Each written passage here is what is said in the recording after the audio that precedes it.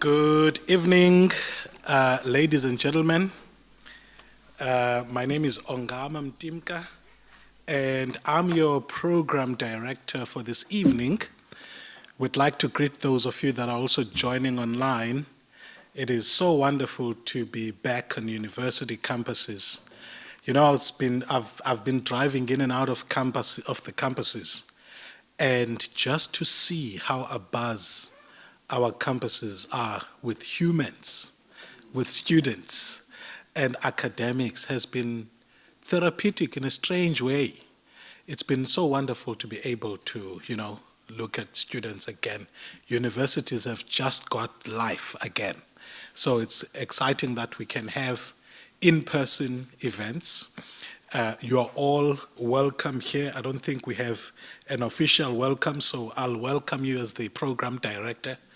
One thing I've been looking forward to saying, so in isiXhosa, when we welcome people, we say, khulula ibhatyi. That is, take off your jacket and be at home. It is so hot in this place. I've wanted to take off my own jacket. So you are welcome. You can do likewise and take off your jacket. It's a wonderful opportunity that we have today to reflect on Black History Month, celebrating Black History Month. And I think that we are doing something very profound in debating this question of why is racism still an issue in South Africa after 29 years of democracy. Racism, whatever the case may be. In a recent conference, a friend that has written a book on apartheid studies, a manifesto, Prof. Mboti, makes the statement that we have actually heard studies about the Holocaust for tens of decades, if not now just over a millennium. It's mainly decades on studying the Holocaust in various ways. But when it comes to South Africa, we have had this urge to actually forget about apartheid and not study it, or the racism, as it were, because it's a central pillar of apartheid. So any discussions, in my view, that begin to ponder this uncomfortable both history and present of ourselves in South Africa, the reality of race and confronting race, is a very important in a broader project of understanding not only our history, but the ways in which it continues to be present with us. So I'm honored today to have top speakers. Colleagues, you will excuse me, I come from a marketing background, so I do use this language. We do have in the top speakers indeed, a guest speaker, Mr. Asisipo Solani. We also have the colleagues within the Center for the Advancement of Non-Racialism and Democracy, namely Prof. Beki Mngomezulu, as well as Prof. Christy van der Westhuizen. I was excited when I heard about both of these professors coming into CANRAD, because while growing up, I grew up reading the material that Prof. Christy van der Westhuizen produced. It was part of what was prescribed, and so I was excited when she came. Also, Prof. Mngomezulu has been a critical, both academic and public intellectual, who has taken up space and is producing high-quality work. And I was even more excited when I saw that recently he was one of my reviewers and gave me the most critical and depth review of my thesis. So yeah, well, let's welcome our speakers today and yourselves. Without wasting any more time, to you who are joining us online, please keep it locked tweet what we're talking about, share it on Facebook, share it on your social media platforms. I'm a digital native and I enjoy social media spaces. We'd like to encourage you as well to tweet what's happening here, put it out on Facebook, share the link, even if you are here, share the live stream link with your colleagues. Prof. Bheki Mngomezulu is a full professor of political science and international relations. He has recently joined as the new director of the Center for the Advancement of Non-Racialism and Democracy. He holds 7 academic qualifications. I'm happy we've got high school learners here. Let me repeat that for you.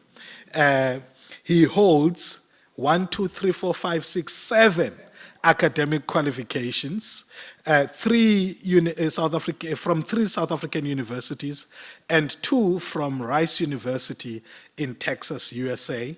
He has been a visiting professor at universities in Romania and Sweden. His books include The President for Life Pandemic in Africa, published in 2013, and Foreign Policy Posture in Post-Apartheid South Africa, Consistencies and Ambiguities, published during the COVID year. Ladies and gentlemen, let's welcome Prof. Bheki Mngomezulu.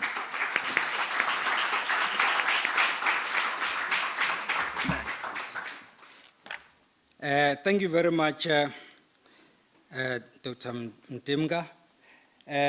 Let's see if this thing will respond. Am I pressing the right button? And then I'll just use this. Okay, ladies and gentlemen, in the interest of time, I'll cut to the chase. Ordinarily, I like talking. That is what I get paid for, talking. But today, because we have people joining us online, my job is very simple. I'm not the guest speaker. I have my esteemed colleagues here who are going to do the talking. Mine is just to bring context to what we are here about. That is the Black History Month. It came to my realization that very few people understand what this concept means, that is Black History Month, and then also some institutions in South Africa don't celebrate Black History Month, partly because they don't understand what it is and what its history is all about. So then what I decided to do then was just to give a brief context as to what this is all about. I'll skip the other pages and go straight to the actual presentation. This I had to bring it here just for interest's sake. It doesn't say anything. I had to bring it here for interest's sake. This is Black History Month, and you can see the background there is black, which is reflective of the theme of the month. Now, by way of introduction, slavery and colonialism and apartheid, of course, were cogently thought through and meticulously implemented processes by the white architects. These are the processes that, in fact, came up with the us and them syndrome, whereby if you are white, you're on this side, and then if you are black, we are on the other side. This happened during slavery, during colonialism, and then in the South African context during apartheid. While happening at different historical moments, the common thread is that they were all aimed at a couple of things. One was amassing wealth. Those who were involved in slavery did not care much about race, but they cared more about amassing wealth. And then, of course, maximizing power, and then dominance, as well as ensuring black subjugation. In other words, oppressing or suppressing blacks. That was the reasoning behind these processes. At the center of these processes was social classification. In the South African context, social classification will relate to things like black, white, Indian, colored. Those are the social classification variables. And then on the other hand, you have social stratification. Social stratification then means that once you have classified people into little compartments, you then start ranking them. Of course, with whites at the top, with blacks at the bottom, and then Indian and white somewhere in between. That is social stratification. So those are some of the ills that have defined our continent, and more especially our country. Whether Africans were humiliated within the African continent or abroad, the common thing there was that race was an issue. In other words, those who went to the diaspora, those Africans who went outside of the continent, they were looked down upon, they were undermined, they were belittled, all those kinds of things, partly because of their skin pigmentation. So race became one of the determining factors. Unconsciously invoking a theory which is called frustration aggression theory, Africans used two things in order to try and remove the shackles that were arresting them. They used education and they used religion. Frustration aggression theory is a theory which explains why people resort to doing certain things. For example, you'll ask yourself a question, why do people join Boko Haram in Nigeria? Why people join Al-Shabaab in Somalia, and so on and so forth. And then the answer is they are frustrated about something and they can't find an answer, and therefore they resort to these illegal means in order to try and address their situations. So then when people were suppressed, they then either used education to capacitate themselves and of course empower themselves, or they used religion. In the case of slavery, for example, there are enslaved Africans who used the religion in order to protest against their white masters. They said, "Master, you are saying that the Bible tells us we are all equal before the Lord. How come that you are undermining us?" So they were using religion as a weapon to fight the same masters who were making them docile. In other words, making them bow to the laws and all the oppression that they were facing. Through these efforts, Africans within the continent and those in the diaspora were connected. In other words, they used religion and education to connect with other Africans in other parts of the world. Like, for example, the Tuskegee Institute in America was very instrumental in enriching Africans, some of them in East Africa, in the now defunct Federal University of East Africa. There were strong links, and they were saying, if African Americans who are studying at Tuskegee can elevate themselves, it means we can also do it. Coincidentally, today our president hosted President Museveni of Uganda, and that is one of the countries that I studied a lot when I was doing some stuff in East Africa. Eventually, slavery and colonialism were obliterated, they were destroyed. So that is both processes came to an end, and then of course apartheid eventually came to an end in 1994. Now, let's briefly go to the synopsis then of Black History Month. One, Black History Month is rooted in America, where it had its foundation dating back to 1915, just after the abolition of slavery in 1865 by the US Congress. That is where the idea of Black History Month then started taking shape. As a result of this historical origin, some refer to it as African American History Month. They don't call it Black History Month, they say African American History Month by virtue of the fact that it started in America. The event began with what was called Negro History Week. There was a week that was set aside to try and understand Africans and their histories. And this was started by some scholars who had studied at Harvard University, one of whom was Carter G. Woodson. And as a result of that, Black History Month then is seen to be the brainchild of Woodson, and they call him the father of Black history because of the fact that he is the one who started it. And then both Woodson and Jesse Moreland founded an association which is abbreviated as ASNLH, and the full name is there. I'm not going to read it in the interest of time. And their main focus was on research and promoting the achievements of Black people. Because if you are oppressed, the only way you can rescue yourself is through education. You educate yourself, you capacitate yourself, and then you are able to stand your ground and face your oppressors. And in fact, belittle them in the process and tell them how weak they are, how incapable they are, using the same education they were using to oppress you. That is basically a weapon you can use. Then in 1926, this group, which I've just referred to above, sponsored what they called a National Negro History Week. And then that was in 1926. As a result, when you read about Black history or Black History Month, some will say its history dates back to 1915, as I said, but others will say it only starts in 1926, simply because that is when this National Negro History Week started. And then what happened after that is that They had to decide on the date, and they chose the second week of February. The reason why we're doing it today is because we couldn't do it earlier. Otherwise, Black History Month was initially scheduled for the second week of February. And the reason for that is because there is someone who's associated with a progressive mind, that is Abraham Lincoln in America, who was born in 1809 and was assassinated while watching a movie. He went to watch a movie and then he was assassinated by those who were not progressive at the time. Then because he was born in February, on the 12th of February, then they said, we are going to have our Black History Month during the time in his honor. And they were also remembering Frederick Douglass, who was a former slave, who participated in the abolitionist movement. So basically then it means that February was not just something that was thumb-sucked. It was a month and the date that was carefully thought through. As part of this celebration, schools and communities organized local celebrations, established history clubs, and also hosted public lectures to talk about Black people, their successes, their achievements, and all of that, so that they could erase that mentality that Black people are not capable of doing anything. Like I read a book when I was at a university somewhere, which said that Black people would never reach the status of white people. By the time they die, they will be closer to reaching the status, but they will never reach it.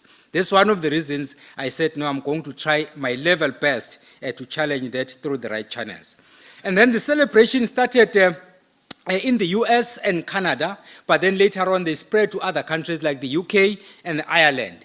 But the difference then with the UK is that they celebrate Black History Month in October for one reason or the other, which I'm not going to go into right now. But the point is, it has become a very common thing which is done globally. So we then have to participate in that particular issue. The primary aim of Black History Month is to remember important people and important events that have to do with African people, either those who are in Africa or those who are in the diaspora. African Americans as well as Africans in the diaspora all embraced Africa as their original home. If you go to America right now, people who are called African Americans, at one point they were called Negroes, and then at another point they were called African Americans. Some of them now prefer to be called Africans because they say they are of African descent. So as a result of this Black History Month popularizing itself and then becoming a common thing globally, then of course they found one another. Now towards the end, Program Director, what is the relevance of Black History Month to us today? Because we can talk about it from a historical context, but then of what relevance does it have today? Firstly, the dual aim of Black History Month is to teach people about what happened in the past to Black people and what Black people have done through history that affects us today. That is the first reason. In other words, we want to know what Africans have been able to do in the past and then how their actions in the past bears relevance to what is happening today. Secondly, as racism keeps showing its ugly head and as Black people continue to be undermined, it is important to reflect on this history, to trace the achievements of these Black Africans or African Americans or Africans in the diaspora. Because we want to understand how come that people of black pigmentation are being looked down upon. There was someone, I don't know whether he was a scientist or a psychologist, who lost his mind at some point and then said, the brain of a Black person is not equivalent to that of a white person. I don't know where he got it from, but that is something that was, in fact, kept alive for a very long time, to the extent that if you saw a Black person, you saw someone who was useless, and if you saw a white person, you saw someone who was good, someone who was capable. Those who worked in the mines in Johannesburg would know that a 14-year-old would be called boss, when in fact a 75-year-old man would be called a piginini. Or a likely one. That is how bad this situation was. So then unless you understand the history behind that, you won't be able to understand the logic behind those kinds of labels. Thirdly, apartheid deprived South Africans of the opportunity to know the history of African Americans in particular, and then Africans in general, those who are in the diaspora. Because of the education system in South Africa, we're not, even those who are studying history, now they call it social science. We studied history during our time. But it was not genuine history. It was the history of white people in Africa. And then it was because of this apartheid mentality, because the moment we were introduced to genuine history, you will be, in fact, radicalized, and then will turn against the state and all of that. So you had to be told the kind of history that will be enough for you to know just a little bit. And then if you did what was called science, you had to know what a spanner is. So that if your white boss calls you and then says, go and get a spanner, you will know what a spanner is, but you wouldn't know how to use it. And then those who did languages, you'll be doing informal English, informal Afrikaans, and they call it informal Afrikaans. But then when you speak, you have to speak it formally. I mean, what a disaster. Those are the kinds of things that were happening. But then that is basically another reason why it is important. Fourthly, in the aftermath of #FeesMustFall, Africanization has received a currency. In other words, after the 2015-2016 commotion, where students were saying that the kind of curriculum that were being taught at a high school, at universities, at primary school is not the curriculum that is going to take us somewhere. Therefore, we need to challenge this. And part of the call was then to call for Africanization of the curriculum. And then, of course, it is in the context of this Black History Month. And then, fifthly and lastly, African unity and African renaissance demand that we know our history. You cannot call yourself an African and you don't know your history, because Europeans know their history. If you go to countries like America, for instance, even if you are doing BSc or BCom, whatever degree you are doing, you will be forced to do at least 6 months or 1 year or 1 semester of history, because they are saying that you are not going to be an engineer in a vacuum. We have to understand the historical context within which we are operating. Whether you are a theologian, at some point you'll have to understand your history. Then, as I conclude, Program Director, for the reasons outlined above, it is important for all of us to celebrate Black History Month. That one is not a debate. We have to celebrate Black History Month for the reasons I've just outlined. From a historical perspective, we need to know what brings us together and what sets us apart. In other words, we have to find a point of convergence and a point of divergence. We must understand why we repel from each other and what attracts us to one another. Therefore, we need to understand that. And politically, social identity is of utmost importance. It relates to issues such as xenophobia and Afrophobia. If you find time, go and ask Uncle Google what the difference is between xenophobia and Afrophobia. I've heard people, when in South Africa you have people across the Limpopo who are being harassed in South Africa, then we call this xenophobia. No, it's not xenophobia. Xenophobia has a specific meaning. It's hatred of a different race, someone coming from somewhere, regardless of the color of his or her skin. Afrophobia is more specific. There is a piece that, an article in fact, that I published on this, calling it Lost in Translation. And then I was looking at examples from Ghana, from Nigeria, and other countries. So go and look up that one. The theme for the 2023 Black History Month is Black Resistance. In other words, you can resist using education, or you can resist using other means, except that you mustn't do something illegal. As long as you are doing it within the parameters of the law, then you are doing it the right way. And at the core of the discussion is the issue of race, which creates the us and them syndrome. In other words, because I'm white, I'm better than you. Because you are black, we are lesser of a human being than I am. Those are the kinds of things that we're trying to look at. And as you engage in today's debates, my plea is that please do so understanding both the historical context and the political context of Black History Month. I've tried to do that, but then I was just presenting the summary. I didn't go into detail. Please enjoy the seminar. Thank you very much, Program Director.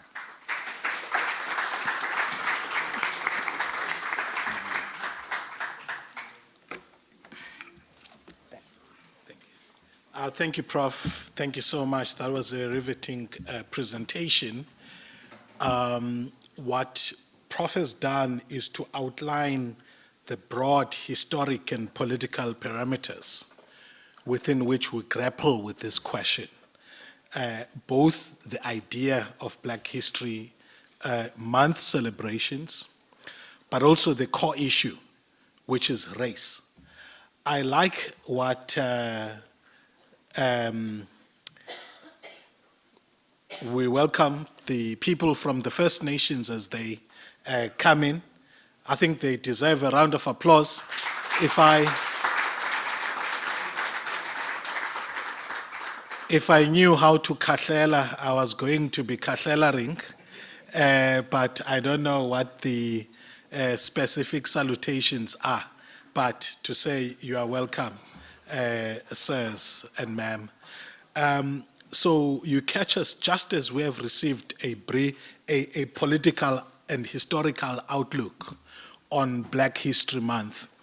And Prof, I think what was key for me, obviously, as you sit there, you are making your own notes, and therefore there's no reason for me to mediate the conversation.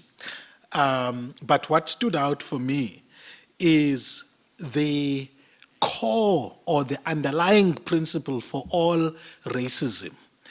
The idea that at issue was accumulation of wealth and redefining people's roles in that process. So you have to remake an African to become a wage laborer in order to fit a particular role in processes of earning, of creating wealth for a certain group of people. And then you also mentioned the related issue of social stratification or social re-engineering, that the roles that we see, the roles that we see today, Black people are the petrol attendants and the cashiers, while the management are white, the engineers are white.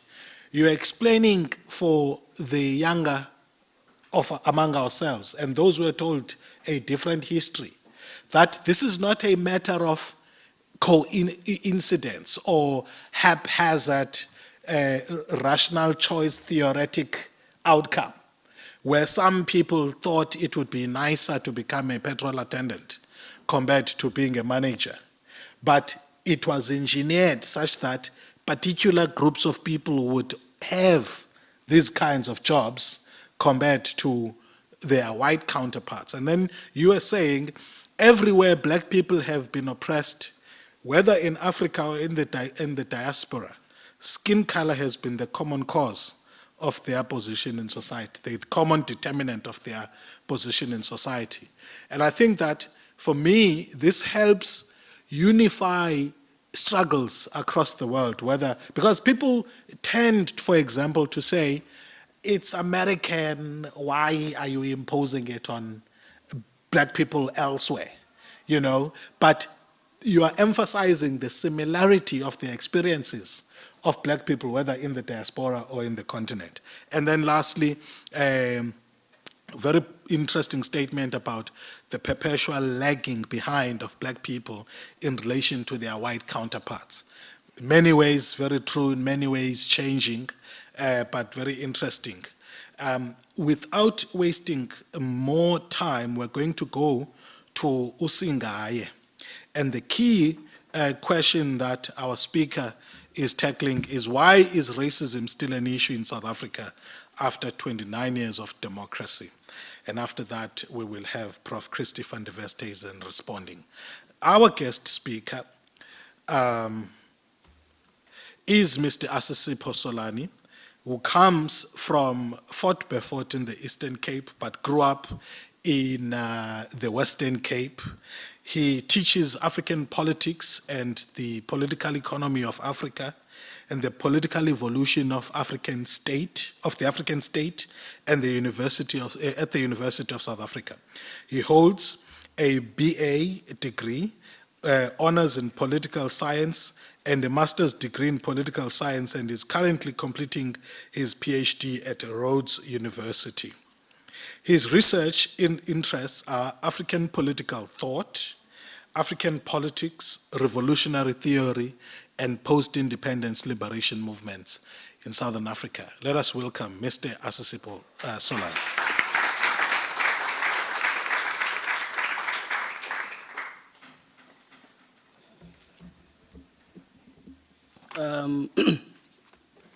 Program Director, I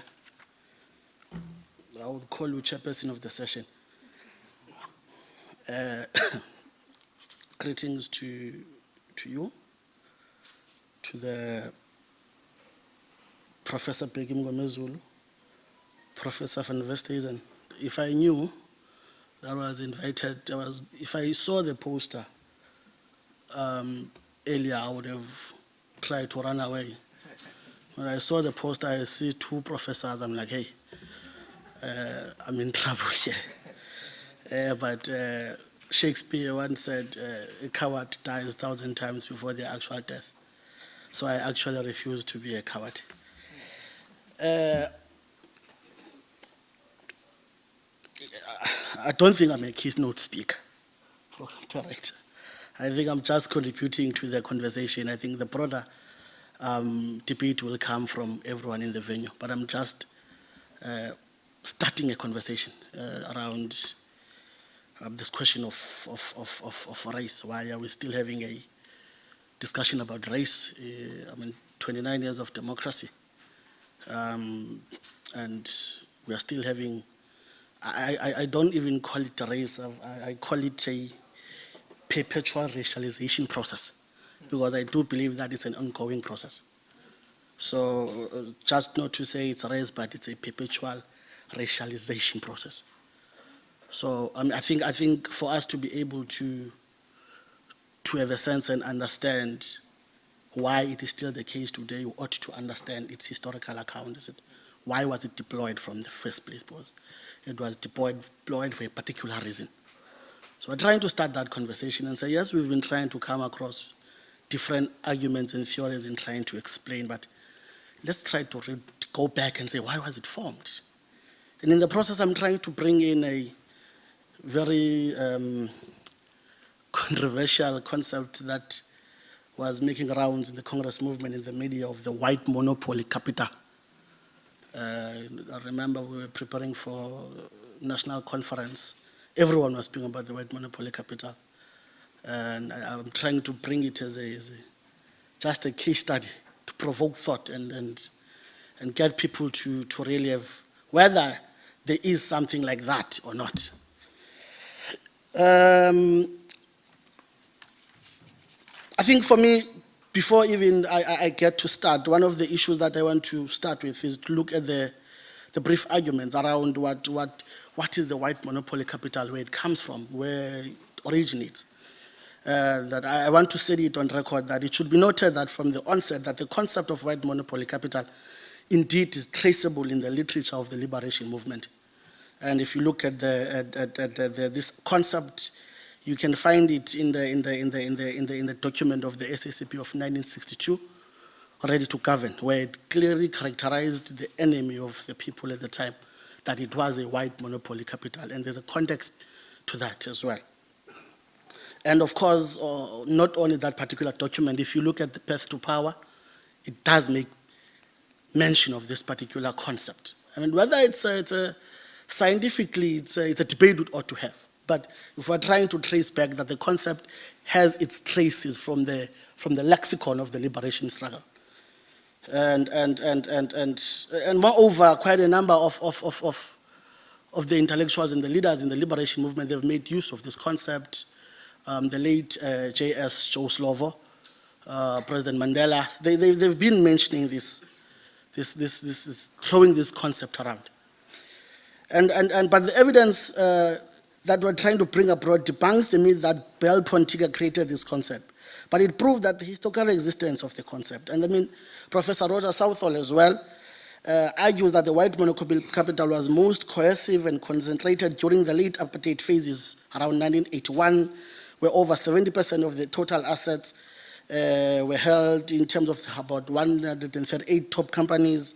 They were controlled by a particular clique within the society. And then indeed this means that he makes this particular argument. But before we get to that, I think before we can further argue, I think it is important that we try then to locate this concept of race. Where does it come from? Because it comes quite late in history. Firstly, Winthrop Jordan makes an argument that the first encounter between the Europeans and non-Europeans around the 14th century was a non-antagonistic relationship. It was a relationship where they were able to trade with each other. But there's always been a preoccupation and a concern in trying to understand that why, in terms of pigmentation, they are light and why are we black. So the curiosity was around trying to make sense of that and trying to explain why the other one is dark and the other one is lighter. And then the arguments that were coming, that is it because others are close to the equator, the conditions, and others are the northern parts of the world, the conditions are different. But you pick up that there were people that were born even in the colder areas that were born black, so you could not have a scientific explanation as to why so-and-so is in a particular pigmentation. But there was that appreciation. So I want us to note this concept that the relations from the onset were non-antagonistic. That's very important. So we then have to understand where does it come from and when did they become antagonistic as well.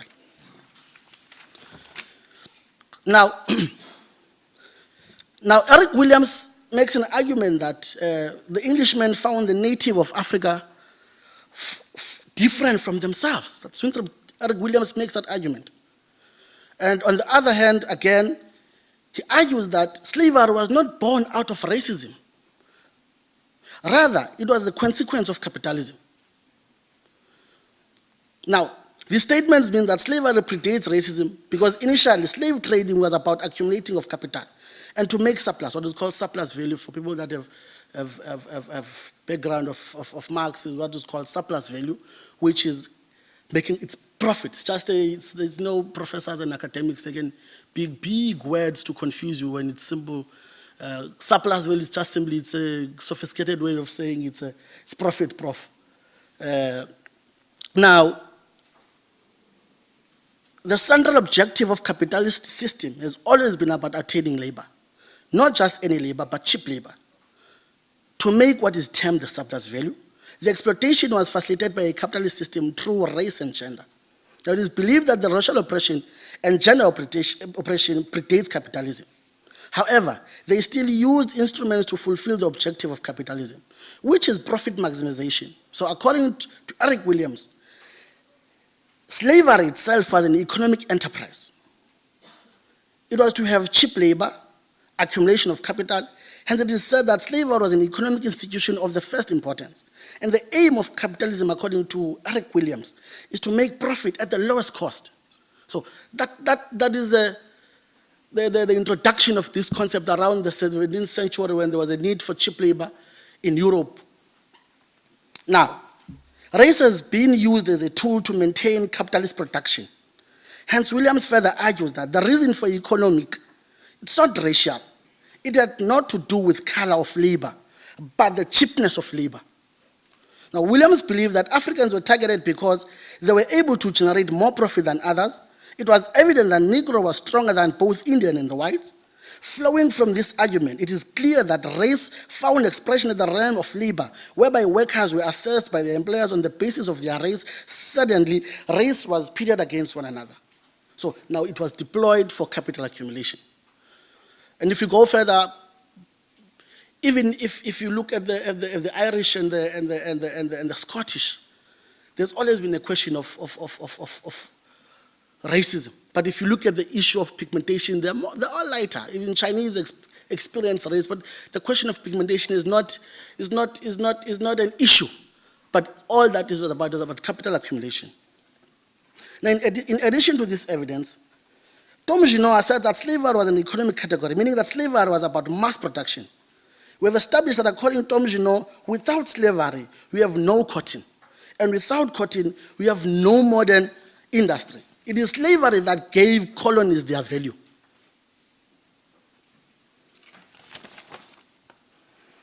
Now, it is the colonies that created the world trade. This then proves that the essence of slavery, the point we are trying to bring across is that the racial oppression is formed as a class contradiction, not merely as a racial superiority. Now, the point of convergence for both Franklin and Du Bois is that racism was a product of class antagonisms, of class contradictions. Now, thus the racial oppression is a product of social relations, access to an economic system that is decided on where one belongs. And that is the relationship between race and class. It is intertwined In both cases, it is informed by the social relations. So your relations with the means of production determines your class. So the Marxists will be able to explain what class is. They said, what defines your class is your relationship with the means of production. So if you sell your labor, you form part of a particular class. If you own means of production, you then form part of a particular class. Fortunately, I was not told how much time I have. So as a young one, I will exploit that. Now, what is clear from the discussion thus far is that race and class were used to order society. In a nutshell, the social classification has to do with the compartmentalization of members of the society according to the racial categories. In this case, race became the main variable. Social stratification, on the other hand, had to do with the ordering ranking of the members in the society. While it is true that race could also be used in this regard, class was more instrumental. Notions such as upper class, middle class, and the lower class are part of the analysis. And the Marxist leans more towards this argument and can be used to explain the process of ranking. Just look at Broadway, then bring it, trying to narrow it down. We look at the question of race in the class in the post-African society. Now, in many African countries, the nationalist dominating clique became the ruling class. The liberation movements, those who were in the forefront of the liberation struggle, they became the dominating part in terms of the post-independent society. After the removal of the colonial rule, the nationalists who fought for liberation controlled their countries, and the minority group took over and became known as the nationalist bourgeoisie, what Ngwame Nkrumah calls I'll think about it, but it is a native bourgeois. That's what Ngwame Nkrumah called it. Now, after the removal of the colonial rule, the nationalists who fought for liberation, they controlled their countries, right? That is according to Frantz Fanon. And the primary interest of the colonial rule was to exploit the colony. It was about getting profit out of the colony. Now, the new managers lacked the necessary capacity to develop the economy, and they had no clear program of action, but were mere replacement of the old regime. So they became the new managers of the old system that was there.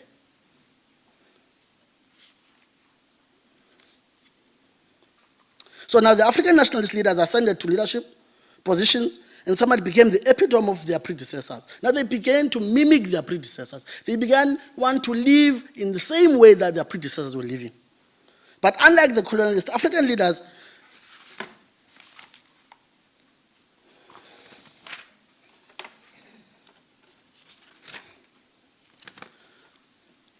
yes, so unlike them,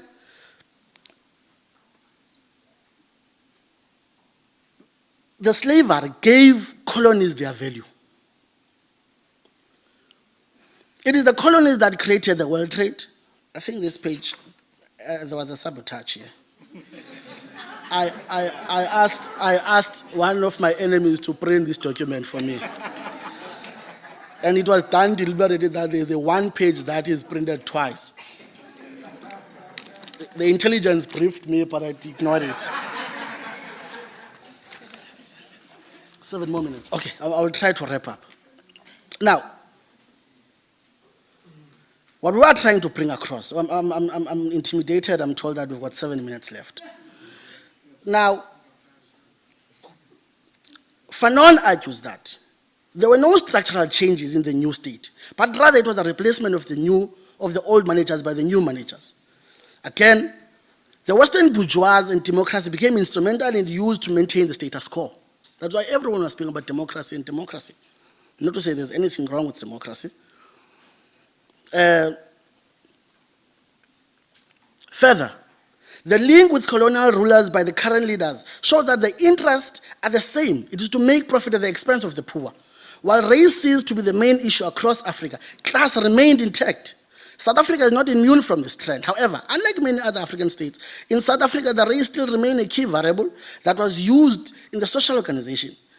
There was the introduction of what is called the Black Economic Empowerment, the PEE, whose primary objective was to lift up the black race. While this was a noble idea, it created another challenge by producing a new emerging black elite that served the interest at the expense of the poor. In this regard, the class struggle was sustained and the race element lost momentum but remained subtle.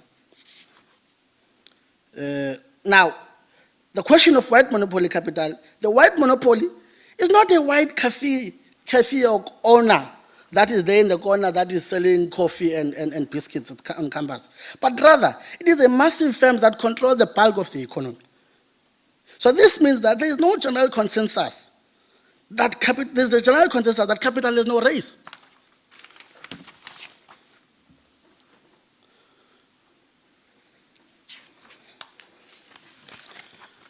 Now, there are two elephants in the room, the big capital and the black emerging class. However, there is a black capitalist class that has already been absorbed in the big capital, and their approach is different from the black emerging capital class. Coleman identifies the capitalists as the enemy of the people, hence he even classifies them as predatory elite, which is known as the black emerging capitalist. He does not deny that there is still black capital, which is known as the black emerging class, which he classifies as a parasitic bourgeois, or bourgeoisie, which sucks at the resources of the people. Coleman further argues that the emerging predatory elite is abusing its proximity to state power and threatens to change the democratic state into a kleptocratic state. This process can be done through corruption, state capture, where a elite group influences the operation of the government. This is done not only predatory, but also by the white monopoly. Now, during the colonialism, the apartheid and big businesses were prepared to use extreme abuse of state power in both form of human rights abuse or gross human rights violation, and the extensive patronage networks to feed the crew of the white minority, political leaders just to accumulate capital. It is in the same way that it is prepared to work with the people it oppressed during the apartheid to get similar outcomes under democracy. And this is the accumulation of capital at the expense of the poor. So the economy of South Africa in democratic society, unlike apartheid regime, is not maintained through capital only, but it is also through political power. I was told I've got a couple of minutes left. All right. Okay. Now, then the race became a tool that is used to win the votes of the masses. So they control the state, but with no structural change in the lives of the poor. When the idea of race is employed or deployed, this is a result of the process of signification, whereby certain somatic characteristics are attributed, meaning, and are used to organize the population into a distinct group, which is defined as a race.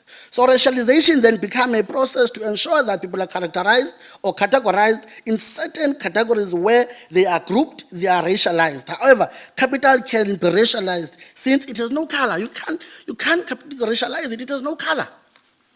So the enemy is not white capital, the enemy is capital because itself is about controlling the economy at the expense of the poor. Irrespective it can be done by Dr. Dube in front of me. It does not make it right. So let me just wrap up. Now in conclusion, we've established that historically the relationship between the races was not antagonistic in the beginning, but the class conflict began when there was a need for labor in the plantations. We've established that slavery was about making capital, not about racism. We've discussed that race and class questions cannot be viewed separately, as they speak to each other. We've established that the main interest of capital is to accumulate more surplus at the cheaper price. Now the main argument is that capital does not have a race. Its main interest is to make profit through exploitation of both black and white working class. It has survived over the years through cheap labor in both black and white working class. Therefore, if we put on scale, class would have an edge over race. Lastly, irrespective of race, the modus operandi of capital is the same. It is detrimental to the poor and the working class. Therefore, it is correct to identify capital as an enemy of the working class, both black and the white working class. In this regard, race becomes the appendage of the class. It is that context that it should not come as a surprise that race is still an issue in the post-apartheid South Africa, almost 3 decades since the dawn of the new democracy. It has been sustained for this long, partly because it works hand in hand with class, which transcend from a racial divide. Unfortunately, in various discussions, both oral and written, race is projected as the main enemy of the unity. In the South African context, this trajectory is given credence by many cases where white folks ill-treat their black counterparts. This is not only confined to white-owned farms, but transcends over the areas such as the workplaces, public spaces, academic institutions, even in churches. Like in America, where race is a category, it's still relevant. South Africa has fallen in the same trap.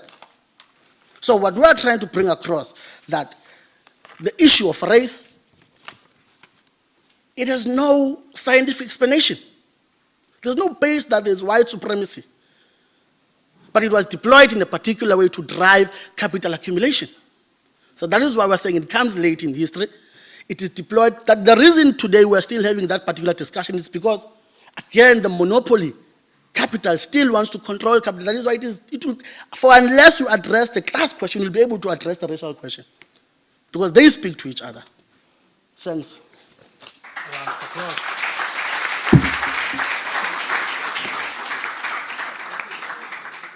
Thank you, Mr. Solani. I think there he's been able to kind of contextualize recent debates about white monopoly capital and where it comes from in South Africa, problematizing the idea of a Bell-Pottinger, manipulation, if you like. It's interesting, this, and I'm going to resist the temptation to get into the debates because there are people who have been chosen for that. So this problematization of, where are the origins of things, and to what extent does manipulation at a certain time, create the basis for wanting to attribute that manipulation as opposed to the original sin, if you like, or the original occurrence. Anyway, that's a debate for another day. But the point that Mr. Solani is making is that race is more used in an instrumental sense than having any intrinsic aspects. So there's nothing about blackness or whiteness itself that actually should create the impression that at first appearance, one is an oppressor, one is the oppressed.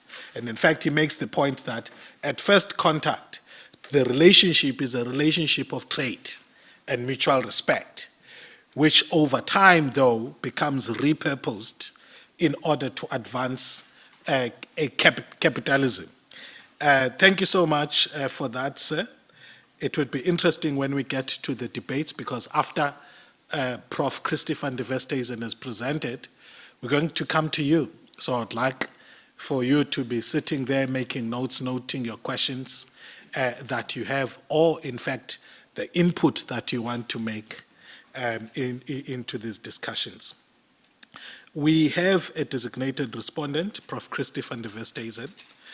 I love it in the afternoons when I drive and then I hear on SAFM somebody reading her book on, lovely title, by the way, Prof, Sitting Pretty. She's got a title of a book, Sitting Pretty, White Afrikaans Women in Post-Apartheid South Africa. Lovely concept. I've been wanting to read the book, but I think nobody reads it better for me than the SAFM presenters. Prof. Christy van der Westhuizen is the Associate Professor heading up the research program at the Center for the Advancement of Non-Racialism and Democracy. She's a former visiting professor at Leipzig University in Germany. I hope I didn't butcher that name. Her most recent book is titled The Routledge International Handbook of Critical Studies in Whiteness, 2022, and where she is a co-editor. Her two single-authored books are White Power and the Rise and Fall of the National Party, 2007. That's the one I was saying was part of what was prescribed in my master's program on South African politics and political economy. And the one that I've mentioned now, which is being read so beautifully in SAFM. She's right here in person. Let's welcome Prof. Christy van der Westhuizen.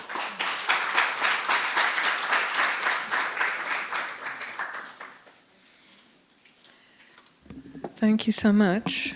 I think, can I already address you as Dr. Mtimka? Absolutely. Yes, so I think a round of applause is in order, yeah. Yes. Thank you so much for that very generous introduction, and very good to be with you today. And I also want to thank Professor Ngome Zulu for the invitation to serve here today as discussant. And it's a real pleasure because this is our first event as CANRAD for the year, and indeed our first event with our brand spanking new director, Professor Ngome Zulu, and really, really good to share this podium already so early in the year with him.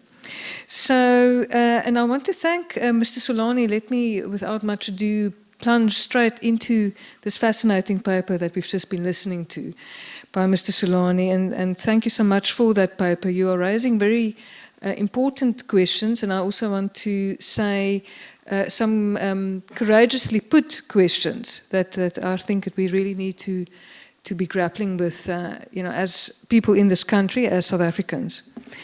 So, frequently in the analysis of racism, class is left out, or vice versa. When people analyze class, they don't look at race. And so when we're trying to make sense of capitalism, we frequently have a narrow kind of approach that emphasizes class and does not take cognizance of the other social categories of difference. And this is a debate that has actually been raging since the 1970s, when Marxist scholars in South Africa started to do very important work in bringing class in. Before that, you had an emphasis on race, but from a liberal, on the one hand, point of view, and on the other hand, from an Afrikaner nationalist point of view in the scholarship. So the Marxists actually came and challenged that, brought in race, but have in the meantime been criticized for economic reductionism in a kind of an overemphasis of race. But scholarship in South Africa, I think, in our social sciences has really moved on in the last couple of decades, and we definitely have a much more integrated view now of these categories to try and make sense of them in relation to one another, and understanding that one can't actually isolate them and look at class over here and look at race over there. So in my own work then, also with Sitting Pretty, for example, I specifically looked at class and race, but also brought in gender and sexuality in an intersectional analysis, because furthermore, I would argue that you can't really make sense of the complexities of South Africa without bringing in gender, sexuality, and there are some other categories. I think we've already hinted in the direction of the question of nationality, the question of ethnicity. Those are two categories that have become very salient in the post-apartheid era, unexpectedly, through xenophobia and Afrophobia, as Professor Ngome Zulu has been pointing out. So Aletta Norval is one of my inspirations, and she actually writes about the fact that apartheid organized all social relations, and this is part of this point. So apartheid did not only organize people into these racial categories and stratifications.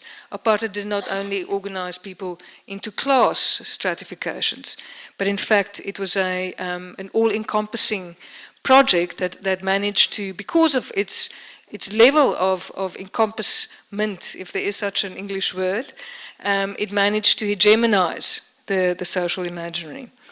So race and class in South Africa work together both in a symbolic and a material sense. Materially, you have the pointed abuse of categories of race and class in conjunction with one another, and to such an extent that we've got the worst socioeconomic inequality in the world. And this is a situation that has actually worsened during the post-apartheid era. We trump Brazil, and as I say, this is something that we definitely did not expect during our transition in the 1990s, that almost 30 years later we would still be grappling with inequality to the extent that we are. Then symbolically, you also see that there's a kind of a discursive normalization of black poverty. And so we've got a highly exploitative form of capitalism in South Africa, as Mr. Solani has also discussed with us so far. And you see part of what perpetuates that capitalism is this discursive normalization of blackness as equal to poverty, and then obviously conversely then, white wealth. Whiteness is equal to wealth. So, and you see this, for example, just to give you one example, and I also write about this in Sitting Pretty, but one example is when you have reporting on so-called white squatter camps in South Africa. You have these international media reports on white squatter camps, and it's because of this kind of scandal of white poverty, as though white poverty is a kind of an anathema, a kind of a contradiction that should not be allowed to exist. Of course, I would argue that anybody being poor, whether racialized as white or black, is unacceptable. But the argument here is, why is there such special attention then paid to something that is still very rare in South Africa, namely white poverty? Then, just to spend a bit more time on this question of the normalization of white wealth in contrast to black poverty. For me, it actually speaks to the normalization of the dehumanization of black people that was caused through colonialism and apartheid. And Achille Mbembe writes very powerfully about this, you know, how black life under colonialism on the African continent broadly, but also in South Africa, was turned into waste. And you see this system of racial brutality leaving behind dispossession, inequality. So therefore, Mbembe argues that self-understanding frequently happens through wealth, poverty, and property. Because it's such a radical part of where we come from, dispossession, brutalization of people, impoverishment of people, our self-understanding now in the post-apartheid era is actually happening through wealth, poverty, property, and so on. And Mbembe talks about there's a logic of excess in contrast to a logic of scarcity that's playing out over and over in South Africa. And this has made wealth and property highly contested as the means through which life chances are either given, you know, your ability to survive, not just survive well, have a fulfilling life, actualize your human potential on the one hand, or life chances being withheld.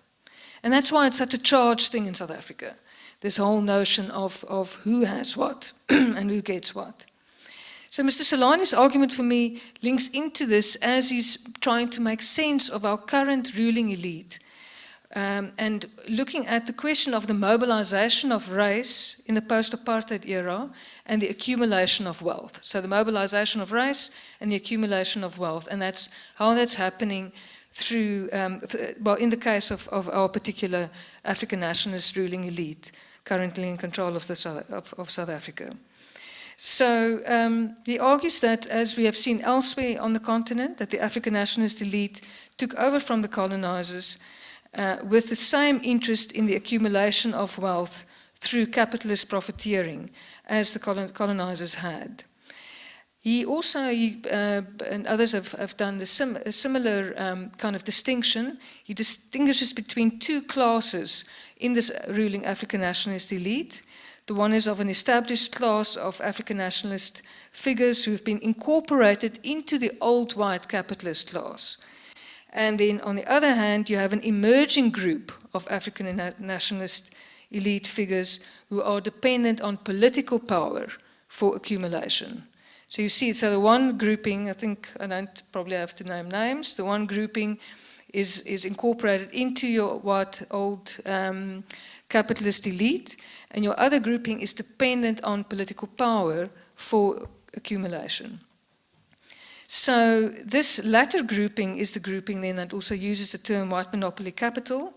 And as Mr. Solani said, it's definitely not something that Bell Pottinger came up with. It's a tried and tested term that dates back into the 20th century, along with racial capitalism. I think it's very closely related to racial capitalism. I think racial capitalism overtook the term white monopoly capital as a term that we are more often using to try and make sense of the kind of capitalist exploitation and its racial dimension in South Africa.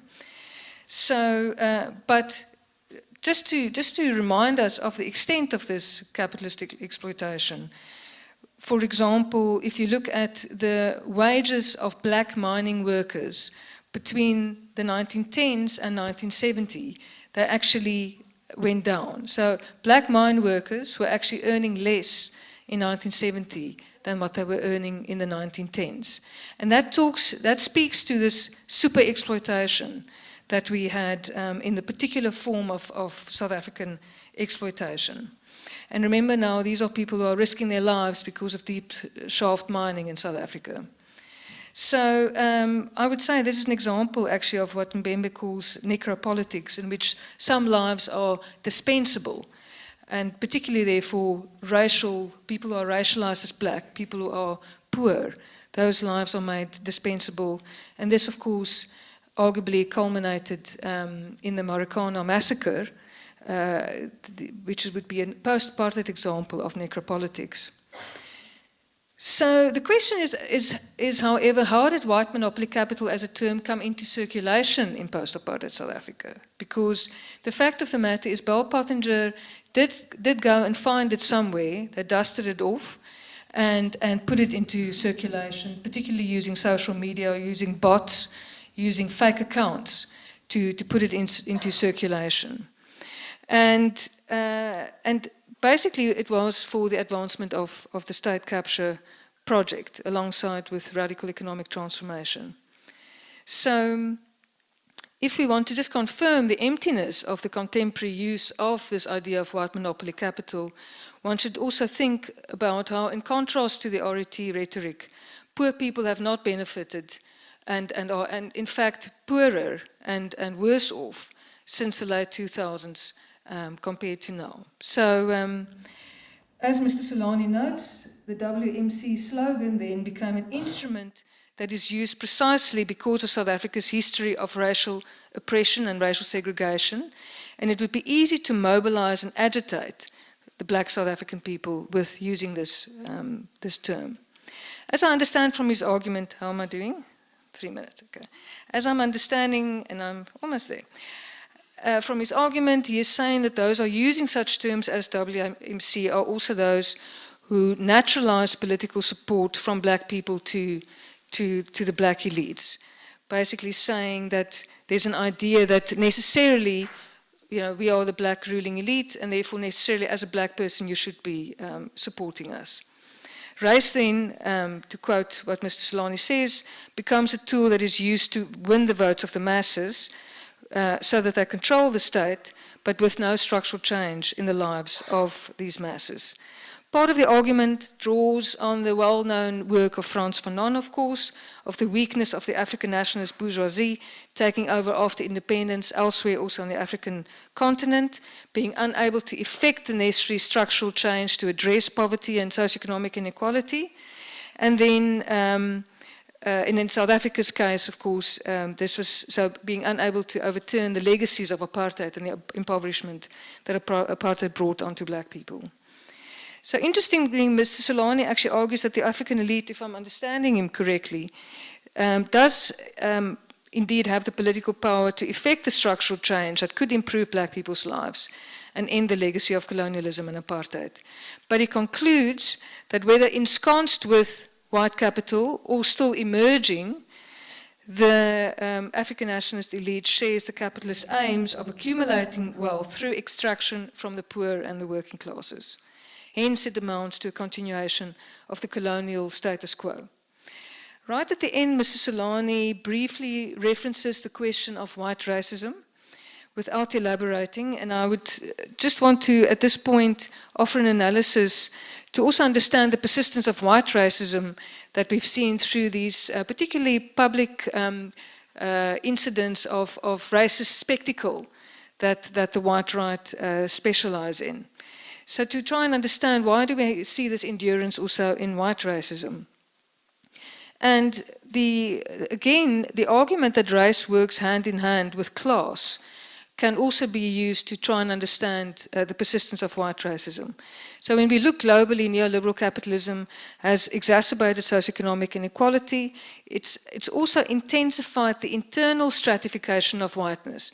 So what Professor Mgome Zulu was talking about earlier on, the question of classification and stratification. So you have the racial classifications that can, that's sort of sucked out of people's thumbs. In South Africa, we've got white, black, colored, Indian that the apartheid regime made up. We've carried those categories over into the democratic era. But you also have an internal stratification that is effected through race as a system. And so you have whiteness, in a sense, is not a stable category. You don't win whiteness once and for all. And in fact, Mr. Solani also refers to, I think, Irish people in his paper. You can also look at Jewish people, you can look at Italians, and so forth. And in South Africa, you look at Afrikaners to try and understand this kind of whiteness that's positioned as a lesser whiteness, or as not quite white, or barely white, an inferiorized type of whiteness. So you have this internal stratification. And when we look at the global north and we look at the rise of the white right, at the rise of white nationalism, you actually see that these are frequently what one would regard as white people who find themselves outside of the hallowed halls of liberal and neoliberal whiteness. So these are marginalized white people, frequently socioeconomically speaking, and they are then rendered available for racial mobilization through an elite figure like Trump. Trump is definitely not an example of a marginalized white person. In fact, he comes out of the heart of the US white capitalist elite. And if you look at Brexit, similarly, and the European radical right movement. So, but the question still is, how do we make sense of white South Africans? Because by and large, white South Africans have actually been better off under democracy. Democracy has actually benefited white South Africans. So how do we understand these explosions in public racism from white South Africans, given that it's actually, relatively speaking, going better with them? And this is something that hasn't been properly investigated. I think that there's a research project in there. But when we look at organizations such as AfriForum, they have historically and also today been mobilizing whites that are still more on the margins. I wouldn't call these people poor, but they are more marginalized than the bulk of middle-class whites. So in that sense, there would be some similarity at first glance to the conditions that give rise to white nationalism in the global north. So this analysis, of course, is not to offer an apology for white racism, but rather so that we can understand how relative deprivation that's caused by neoliberal capitalism actually is perpetuated under the cover of racial mobilization. We could also talk further about the relationship between slavery as a form of unfree labor and capitalism and its forms of labor, and also the racialization that was brought about through slavery. I don't have time to talk about that right now, but we can raise that perhaps in the Q&A if people are interested. And Mr. Solani, I'm going to abuse my position as discussant and say that you do not address the July 2021 public violence directly, but I would be very interested to hear how you actually, using your analysis, how you make sense of the July 2021 violence. And perhaps a more difficult question even, given your analysis, should the system of racial classification as it exists in the post-apartheid era, should it be abolished? Just to make it extra hard. But we're all here to talk about these difficult things together. And thank you for this opportunity.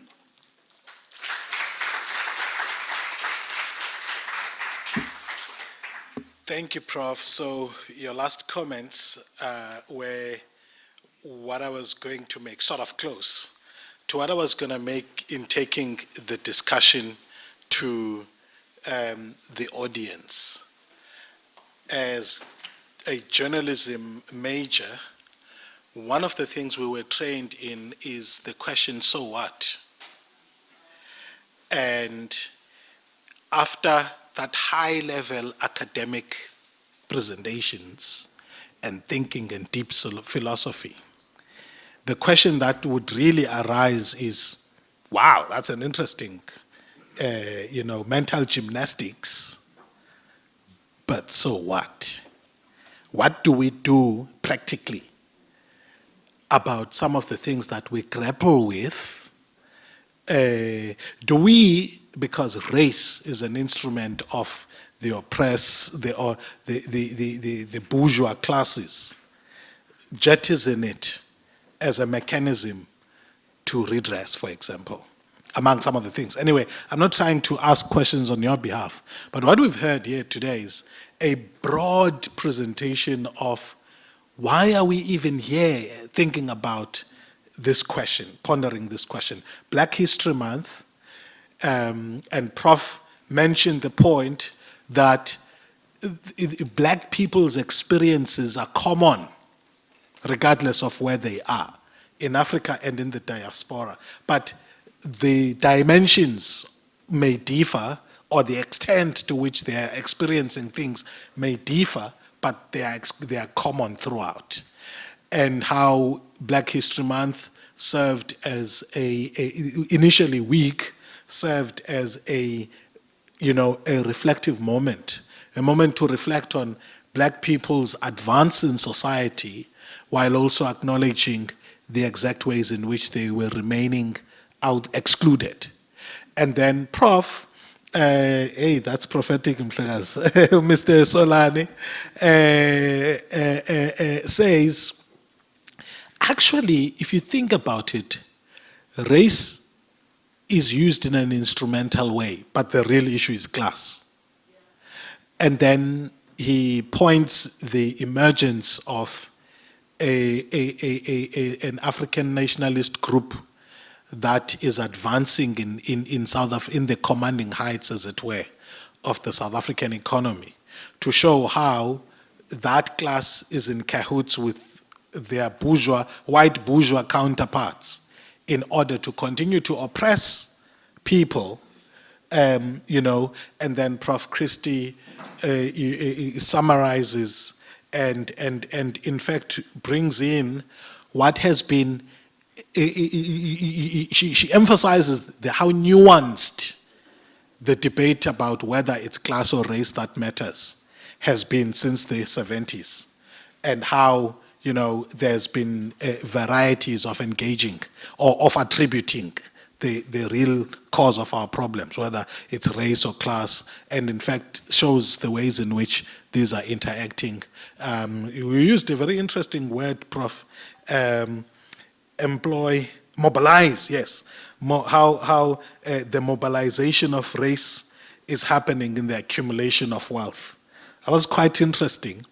It's framed in redress terms, in terms of the mainstream policy language. But I found, wow, that's interesting that you're saying it's being mobilized in the sort of access to the commanding heights, while obviously, based on your question that you're asking, you acknowledge that it's also used officially in order to drive redress. Anyway, that's the broad summary that I thought I would provide. We come to you. What are your thoughts on this? We've got all the time in the world, but not all the time per speaker. So if you start going over, if you start threatening a minute, then I'll stop you because we must hear as many voices as possible. Is it Dr. Enver? Sorry. At the back, please excuse me. Sir, your face is so familiar, sir, and I'm forgetting the name. So 1, 2, sir, 3, and 4. 5, 6, 7. Okay, we'll take those 7 for now. If you may, please. Thanks. Please. I'm Isaac Adams, an engineer by profession, and I have 2 other degrees. I have a master's degree in common sense and a PhD in logical thinking, both obtained from the University of Life, and and which I use every day. So, first of all, racism. Okay, so let's talk Black Friday. What are the origins of Black Friday? Based on my understanding, or what I know about it, I don't take advantage, no matter how much I need the thing, I take advantage of what the cost is of what Black Friday, the origin of Black Friday is. Okay? Racism, it's a case of, in old South Africa, we were not white enough. Now, things have changed, right? The majority of us, and I'm talking about us so-called coloureds, Khoisan, and Indians, and you name it, we are not black enough. Then, of course, we need to address this thing about race that is on a document, whether you're colored, white, Indian, Asian, whatever. We need to get rid of that, because that still defines who you are, if we want to talk about racism. Okay? And sorry, Doc, I did document... You've given us a lot to think about. Yeah. And also, we spoke about the Americans, okay? But remember, there's a saying that the sun never sets on the British Empire, okay? And let's face it, we need to acknowledge this. The biggest perpetrators of race and segregation are the British. Thank you. Thank you. Remind the name again, sir. Isaac Adams. Thank you. Doc, there's the other thing that I was going to mention. No, I think we've had. Sorry, Mr. Adams. I'd like to get as many as possible. Please proceed, Mshagas. Yes, thanks, Doc. I trust that I'm audible. Yes. Perhaps as an introduction, let me say that my name is Nati Dwai. I am a member of the classes, the working class. I don't know if it's still relevant me saying that I'm a black person considering the conversations of today. And I say that with sarcasm. Now, my question is directed to Mr. Solani. Firstly, let me disclose that I have difficulty in understanding your presentation today. Now, let me start in showing why I have a difficulty. The question we were asked to answer is, why is racism still an issue in South Africa after 29 years of democracy? Now, if I understood you correctly, or I was listening to you correctly, you seem to deny the whole premise of the question. The question is saying, why is racism still an issue in South Africa? And you seem to suggest that, no, we don't have racism. We have pigmentation, we have issues of capital and class struggle, etc. So am I correct that you are denying the whole premise of the question, that racism is an issue in South Africa, and why is it so? If I'm not correct that you are denying the premise of the question, can you kindly again answer the question is, why is racism an issue in South Africa after 29 years of democracy? Thank you, Chair.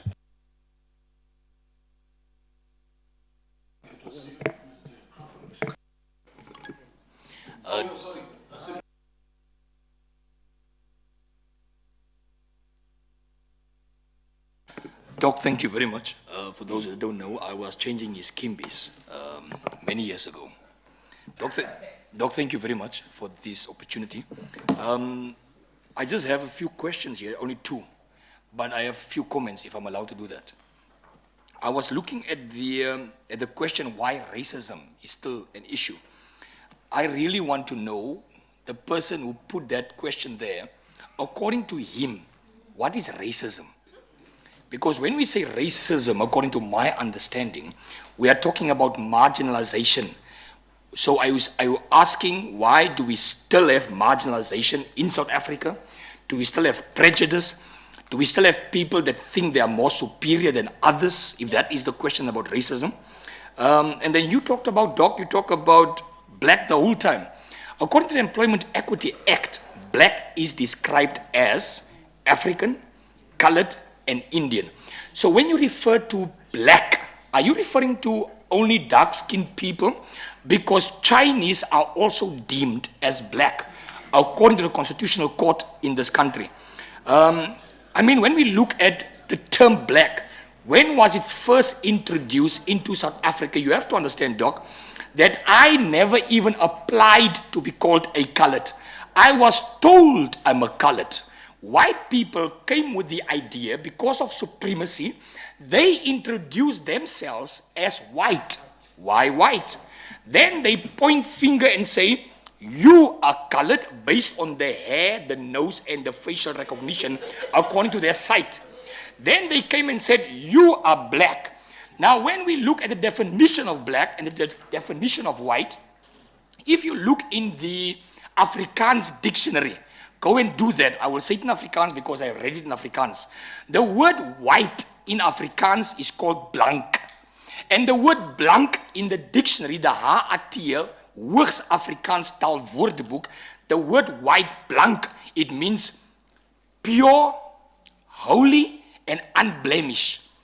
Rein, skoon, and onbesmet. So the white people came up with this idea that they are pure, holy, and unblemished. And everyone else that is not white, that is referred to as black, those people are evil, they are ungodly, they are called kafirs, because the word kafir comes from the Arabic word kafir, which means ungodly person. So it is a perception of supremacy that was introduced. So I want to know, Doc, because I didn't even talk about the Khoi and the Sen yet. We got the question. We got the question. Okay. The idea of categories being imposed. Thank you so much. If we have a second round, we'll come back, sir. Thank you. Russell. Okay, thank you, Doc. Igama lami ndinguSimphiwe Mrs. Ndisengumfundi, but not around here, Cape Town. You know, Doc, I think you also came like at the end and sort of like come to our mind because exactly in these discussions, there's always that question that comes, so what? Because as a person, as I'm sitting here, I would be more rather to understand what have been non-racial engagements that have been happening in South Africa, rather to hear how are we still separated. I don't know if I'm putting, because now it reminds me, you know, Nelson Mandela, when he was in America the other time, I think it was his first meeting, he said, it doesn't matter whether the cat is black or white, as long as it catches mice. I think one time, because the people was trying to push him in the corner, to push white aside, push black aside.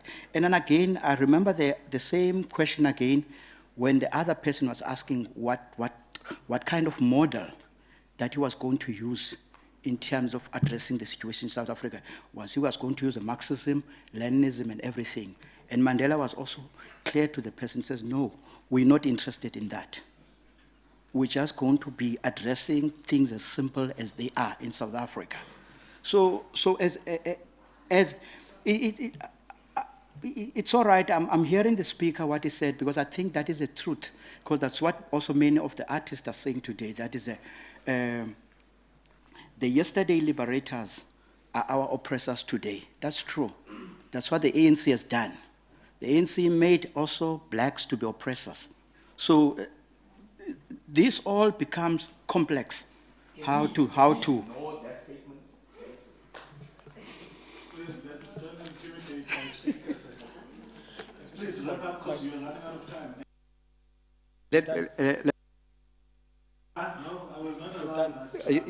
Okay, okay, no, okay, let me quickly jump. You know, I like what Prof brought in the beginning about the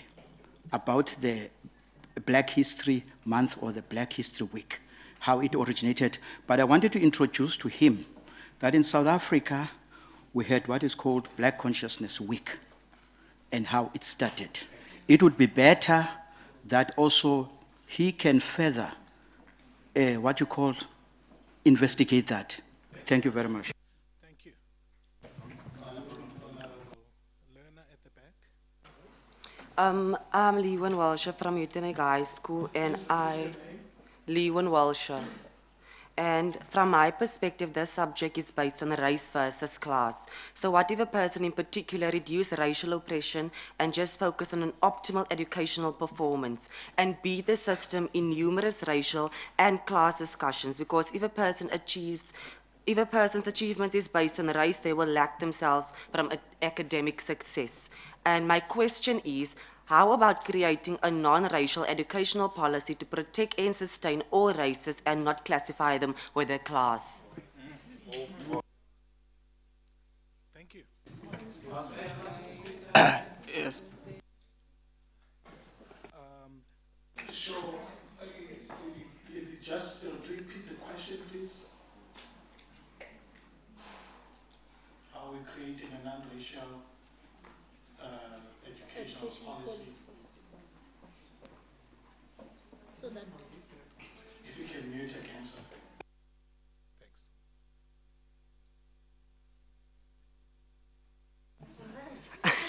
How about creating a non-racial educational policy to protect and sustain all races and not classify them with their class? To protect and sustain all races. Then, And not classify them with a class. okay, all right. And your pretext to that question was that there should be focus on enhancing the educational capacity of learners. Yes. Okay, right. Thanks. Sir, in front. That's our last speaker for this round, ne? Okay. Oh yeah, there. That's. Thank you very much. My name is Basil Brown. I'm a founder member of the board of CANRAD, which, for those who don't know, was formed almost 12 years ago. And I just want to make 2 points. One is concerns the fact that, first of all, the question that appears on the advert for this seminar has not been answered. Why was racism not abandoned or abolished in 1994? And I also want to make the point here that Professor Mkomazulu, who is now just recently taken over as a director, that he has in his section up in the where Canada is located, you will find the proceedings of a conference on non-racialism, which was held here in 2015. And you will find amongst the papers that were presented there, a paper which was in fact titled, why was racism not abolished in South Africa? And I think it's important for people to go to that, because what that paper does, to try and address it in very quickly, is to say to answer the question, is that the paper exploits and explains how it is the ANC which in fact introduced policies and initiated programs which perpetuate racism. Because I think the idea, the concept, the reason for the question is we believed, or people were under the thought that racism would just disappear in 1994, and obviously it hasn't. And then I just, for the benefit of the students here, like to recommend that they consult 2 books into the history of this country. The first of them is called 300 Years. It was written by a man called Hosea Jaffe, but he wrote it under the pseudonym Mnguni. And that was in the 1950s he wrote the book. And he gives a Marxist analysis of the first Marxist history of this country was written by Hosea Jaffe. He also wrote another book, and it's a very important book because he has a chapter there which deals with the origins of racism and explains how capitalism is in fact the cause and the source of the, created the system. So the book is called The Pyramid of Nations. Now I know it's not widely available, but I think you should be able to access it online. Thank you. Thank you, sir. Thank you. Last speaker. Greetings, everyone. My name is Kalawini Azile. Karabile. Kalawini Azile. My name is Azile. My surname is Kalawini. Oh, sure. Kalawini. I'm an honors in history holder and a student research assistant at Krishet. My question is, how do black people fight racism as imperialists were able to divide and conquer through xenophobia, homophobia, tribalism, and Afrophobia? I am asking this question because black people are unable to socialize because of the divide and conquer. Thank you. Thank you. Nice and sweet. You're an example for the next round. Thanks a lot. To my panel, so that we can squeeze in a lot more questions in the next round, I would propose that you tackle the questions as you feel you would like to tackle, and then I'll be monitoring whether there's any question that's not been answered. If you feel that the last panel member addressed a question satisfactorily, you can just say you are covered by them.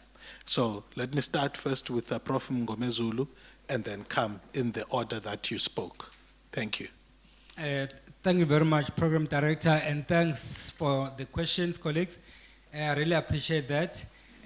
I'm not the main speaker, so I'll leave it to my colleagues there, but I will answer just a couple of questions. Let's start with Mr. Adams. He asked a very profound question. What are the origins of Black Friday? Like you say, I don't celebrate Black Friday. Because at the end, in fact, during slavery, what used to happen is that on the day when most of you guys celebrate Black Friday, Africans were sold at a half price. That is what happened during slavery. Then when slavery ended in 1865, they had to retain that day, but then they could no longer sell human beings. So they were selling real items. Then they said, now on this day, we'll be reducing the prices. So that is how Black Friday started. So if you want to celebrate, you can continue, but that is the history. And then I'll try to respond to this one question with regards to Black Consciousness Week. The question is relevant, and in fact, we should be doing that. It's just that for the context of this discussion today, it didn't feature because the focus was on Black Friday. But indeed, this is something that we need to do. Because for us to understand our history, I mentioned the point that under apartheid, we didn't necessarily do African history or South African history. We were taught white history in Africa or white history in South Africa. When blacks were introduced, they came as thieves who were stealing cows from whites. And then the question is, when the ships docked, either in Cape Town or anywhere else, were the cows there? If the answer is there were no cows, then it means the entire discussion is faulty. And then the last one that I will comment on is the one by Ewasha there. It's a very profound question. How do we introduce a non-racial education policy that will ensure that we bring people together? Coincidentally, early this morning I woke up at 4 because my media interview started at 5. So I've been having back-to-back interviews. One of the points I made was that we are the victims of our constitution. The constitution that we have, which is the same point I made just before coming here when I was talking to some media houses about Museveni, President Museveni and President Ramaphosa, saying that one of the reasons why things are happening in Uganda and why things are happening in Rwanda is because their constitution is totally different from ours. Do you know why our constitution is celebrated by the entire globe? It's because it's not helping us, it's helping them. That is the reason why they celebrate it. So on issue that you are raising is a very critical one. Prof, since this is a topical issue, are you able to say in what way? The What? Constitution. Oh no, the Constitution. No, I can talk from sunrise to sunset. No, The just the a reason minute. why I'm making that statement is because our constitution was supposed to be an interim constitution, which was put together. The interim constitution was in 1993, and the idea was to reconcile the divided nation. So that was supposed to take us to the election in 1994.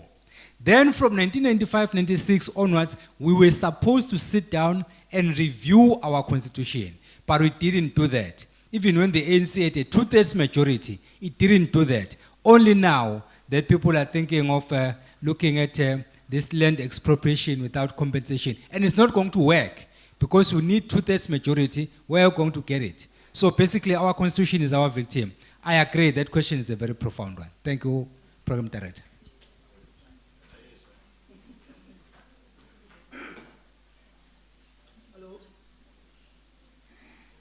Oh, okay, thanks.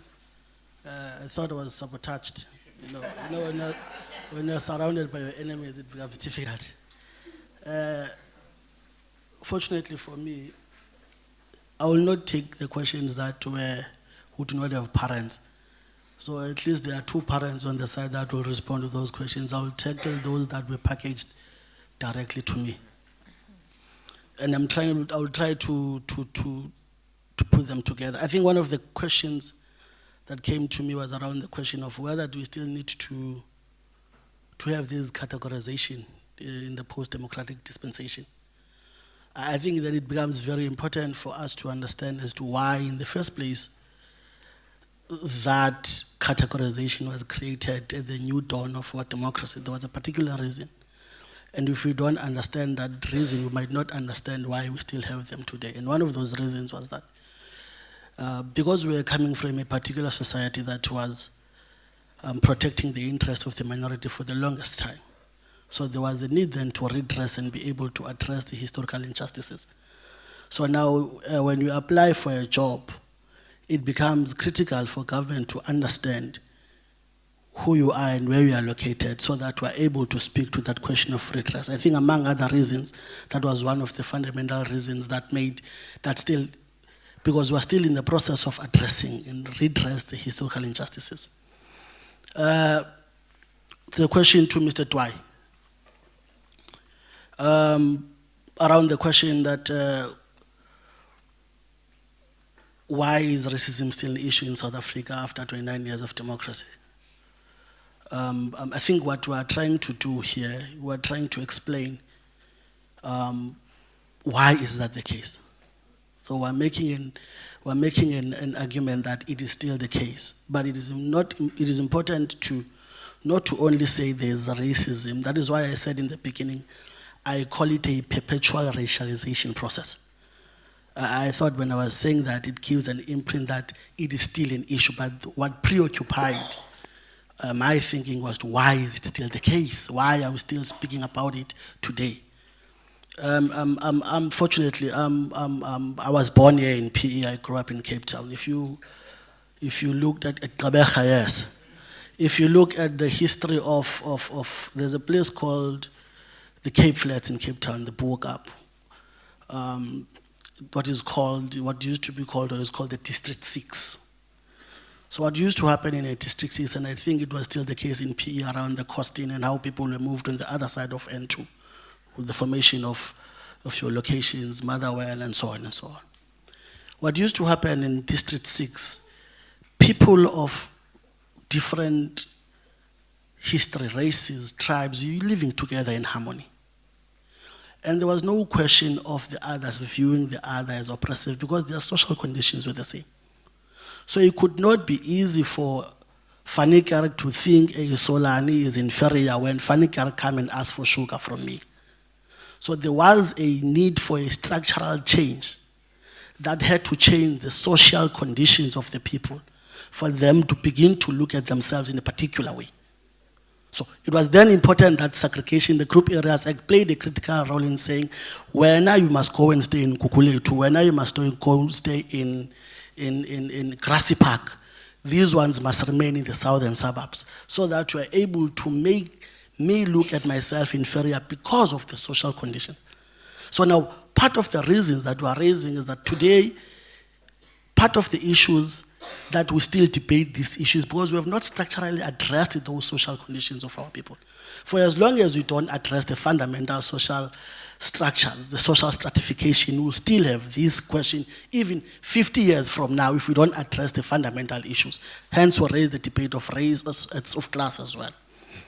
I think, Prof, you raised two questions. I mean, if you look at the July unrest of 2021, outside all other issues, outside the political debate around it, I think Molege Mbeki makes an argument that if you don't address the structural, social, economic conditions of the people, you ought to find what he terms as a rapture, that there will be a moment that will bring people together. But when you look at the moment and look at the damage that is made by the organizing of the people, there's no correlation. He says it's because there will be a rapture where people will respond, not because of these particular incidents only, but because of the social economic conditions, the structural issues that have not been addressed. So I think that is that. And yes, I do think we still need to have this categorization when we are doing the application for jobs, getting this, because we have not fundamentally addressed the structural questions. And for as long as we have not been able to address the structural question, we can't then begin to say we are on the same level, because our conditions are not saying we're on the same level. Thank you. Can you talk to that question about the definition of black and this issue of not previously not white enough and now not black enough? All right. I think from a policy point of view, so the point was that how is black who is recognized as black? Okay, that's one. And then what about those who may feel previously they used not to be white enough, and now under this new regime, they don't feel black enough. To the extent that you are willing to answer that question, otherwise, if not, I mean, yeah. So I have a choice whether I want to answer it or not. Yeah, there's a policy stance on it, so. But I think if we then begin to look at even at the lexicon of the liberation movement or the governing party, if we're borrowing from their own lexicon, they speak of what they call the black people in general and the African people in particular. And this was informed primarily because the extent of the oppression, the extent it varied in terms of their various categories. Now, if you are going to respond and speak to the redress, you ought to respond it in that particular setup as well. So, yes, other people might feel that they are excluded from the post-democratic dispensation. And I know, for example, the colored people will tell you that we were not white enough. And now it's the black government. We still feel that we're not black enough to benefit. The priority remains the black, while in the apartheid regime, the priority was the white minority.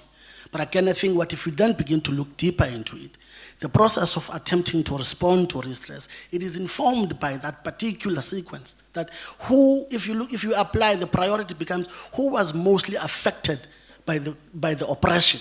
Then when you address it, you move it from that particular perspective until you get to the one that benefited. Thanks. Thank you. Prof?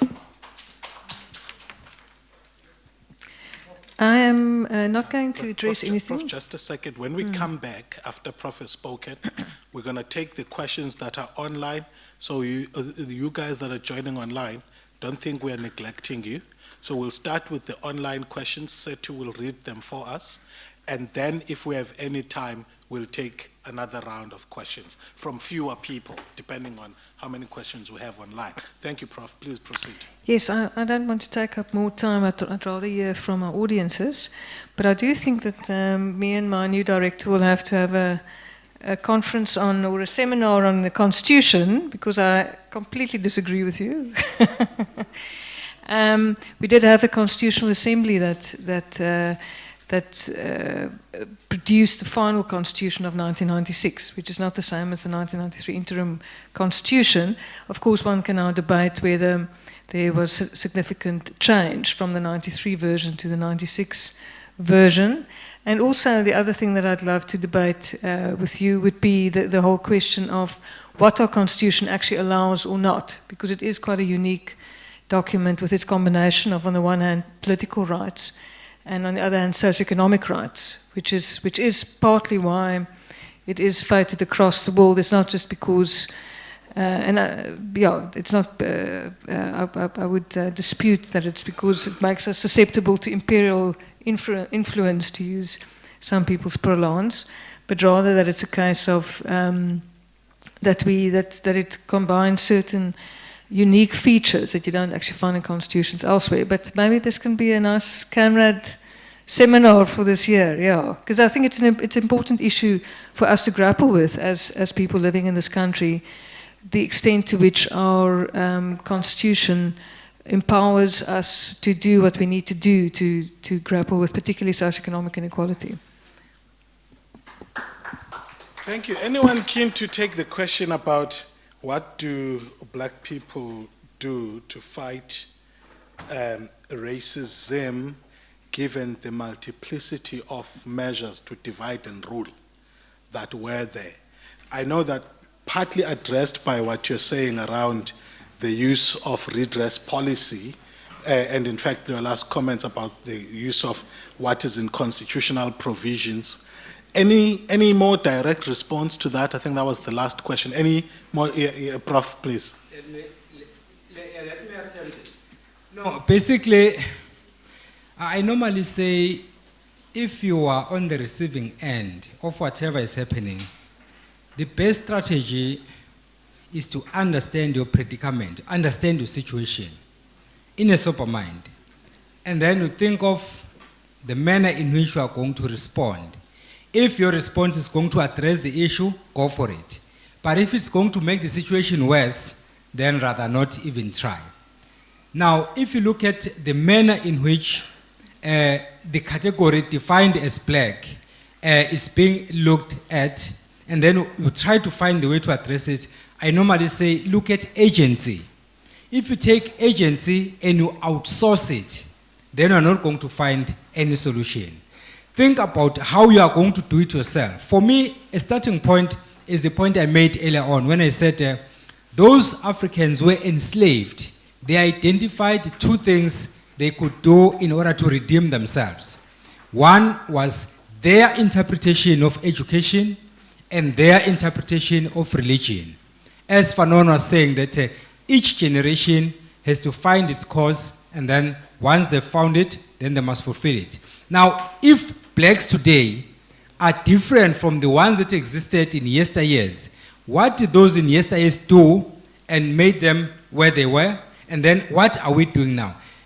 Unless we answer that question, we're not going to find any solution, because if we expect the solution to come from somewhere, it's not going to come.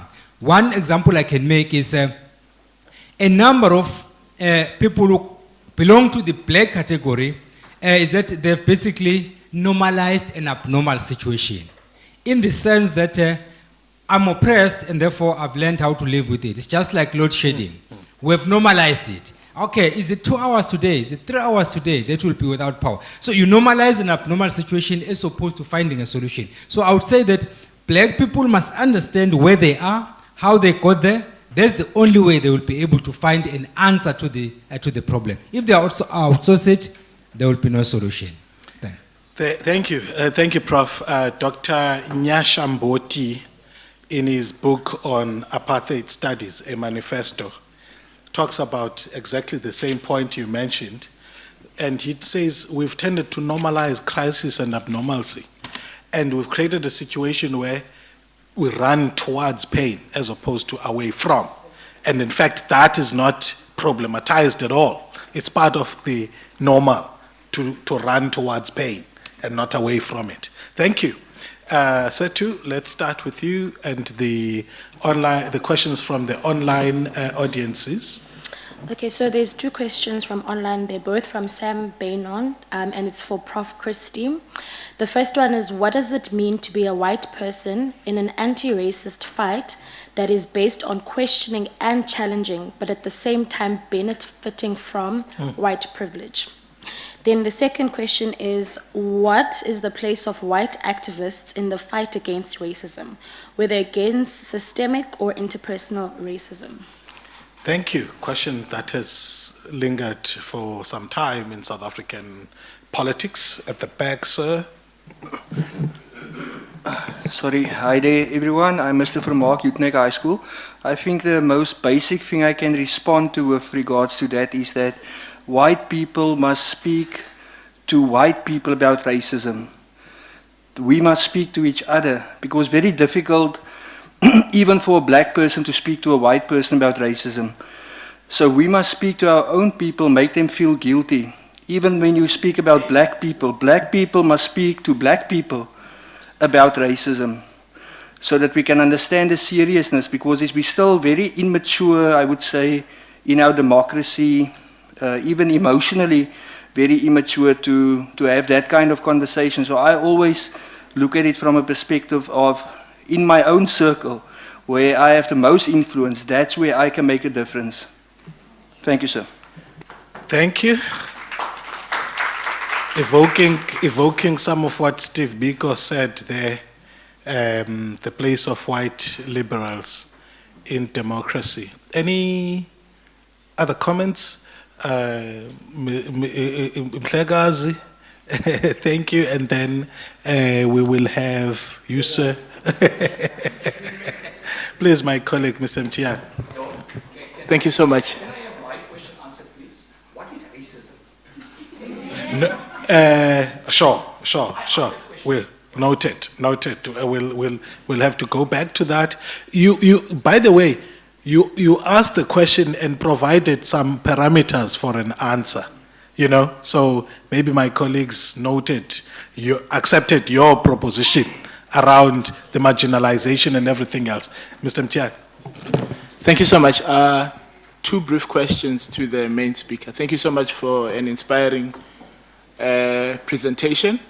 My question is, you've succinctly stated the economic history and the flow of capital, looking at slave trade and how it followed each other. But when you look at the context of South Africa, there's two histories that I would like for you to comment on. The first one is the history of settler politics, from the Protestant movement to the settlers in the Cape, which speaks of the settler white of South Africa, but also the project of Christianization and civilization that comes with the colonial project in South Africa. Those two histories, I think, they form a very foundational part of the race question in South Africa, and I would like to know your comment on it in terms of how it features in this history that you've given about the nature and the ontology of race. Thank you. Thank you, Karabo. Sir. Good evening, everybody. My name is Siwapiwe Sipahlanga. And before I ask the question statement I'm about to speak, it's important for everyone to note that I'm a tourist guide. So I spend most of my time trying to tell people South Africa is wonderful. Thank you. Disclaimer first. So based on what Prof had spoken about initially, which begins from the frustration aggression theory, and also the idea of that black history was born from the idea of seeing what was done, seeing what was achieved, and looking at the ideas of continued underminings. Now I'd ask this, in terms of being a South African, a black young South African, often been unemployed, and who finds that the continuance of that undermining is still prevalent today, hence the question of the talk. Why should I not take a spear to the belly of the beast, which I find then to be the capitalist system, the education system, the class that has also come with some of the politics that have come up. I ask this because, one, it's a case that I think we need to also be understood about, so what? What do we do then if we don't decide to take that spear to the belly? And for everyone who's also here, please note that I do not know how to use a spear. I spent 8 hours being in an education system that taught me to be a resource to the capitalist system. And also, for that second part of my question goes back to the idea of also the dehumanization, the education system that has continued to be there for the undermined. That's what I was trying to say. Why should I not? And then, if I should not take that spear to the belly of the beast, what then should I do? What are my options from here on? Thank you. Very last question. Oh yes, please proceed, class. The one next to you might work.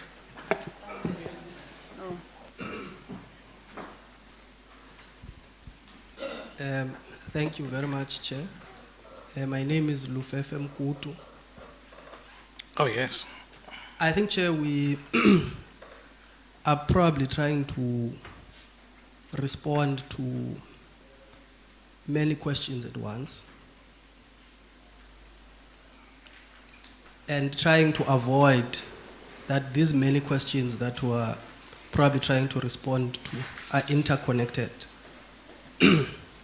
Because the issue of race relations arises from the issue of ownership.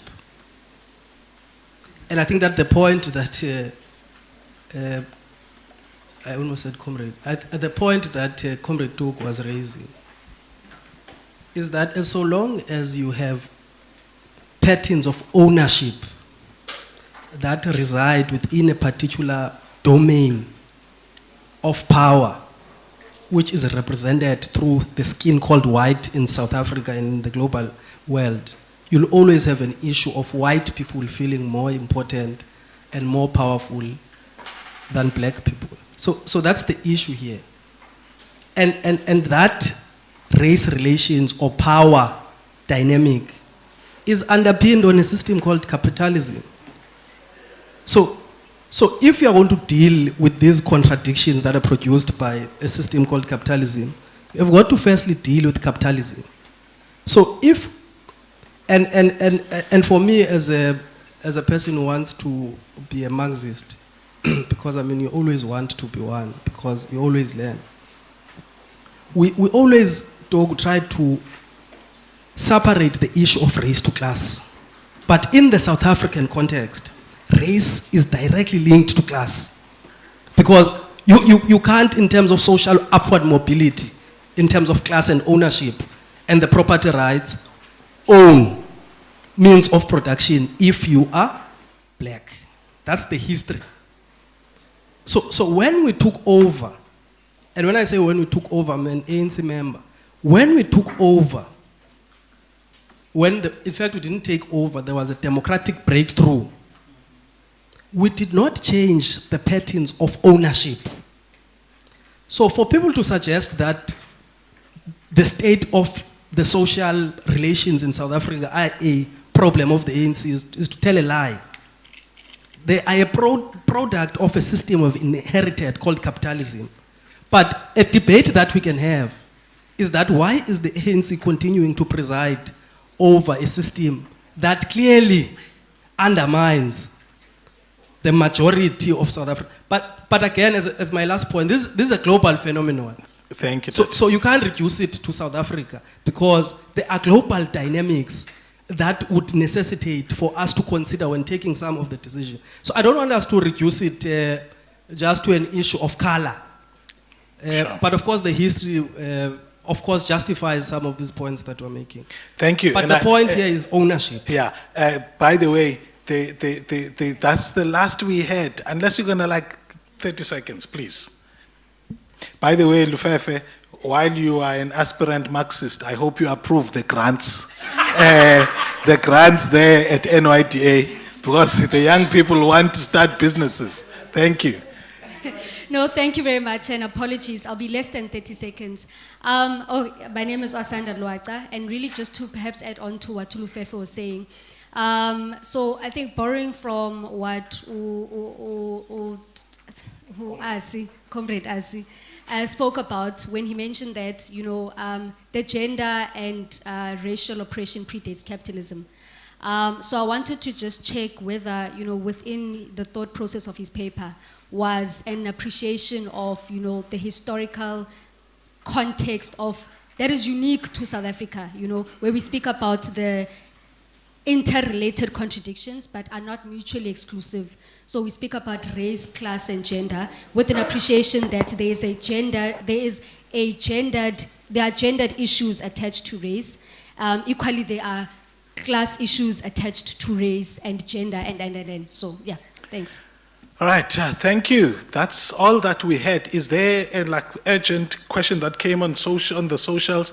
That's all that we had time for. Thank you. So now I'm feeling blackmailed.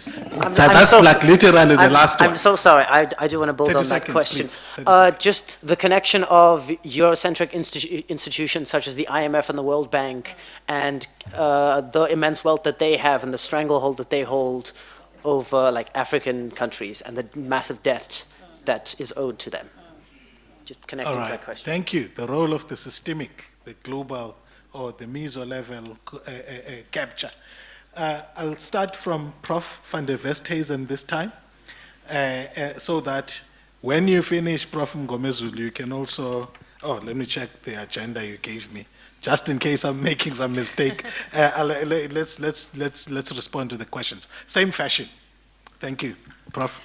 Okay, thanks a lot. So, there have been some very interesting questions and comments. I want to thank the audience for this very lively interaction. Much appreciated.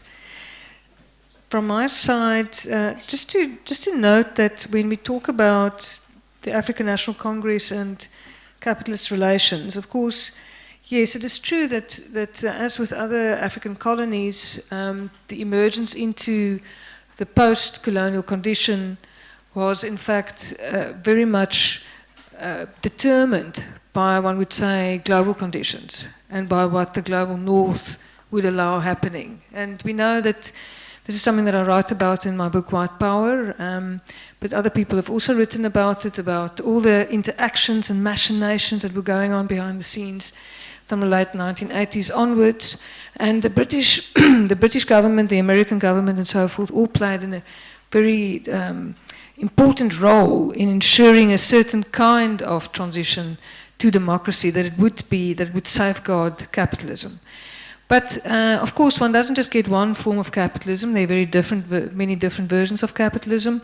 And on the table in the early 1990s, there were two models. And the one is the growth through redistribution model, and the other one is the redistribution through growth model.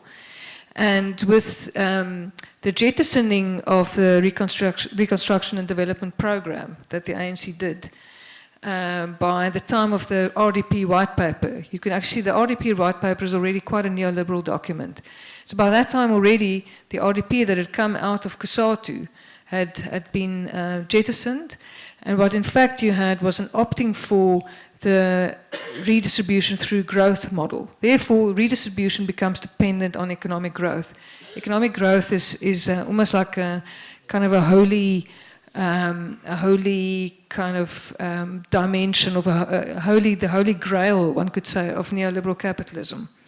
So because we opted for that, it meant that redistribution was dependent on growth, on economic growth, which meant then finally under Thabo Mbeki in the early 2000s, we actually started to show some economic growth, and we actually pushed in the direction of 5%. We were creating jobs, etc., etc.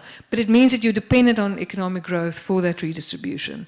And the original vision with the RDP was in fact the other way around, that you would enable growth through redistribution. That's a completely different kind of economic model. Still a capitalist model.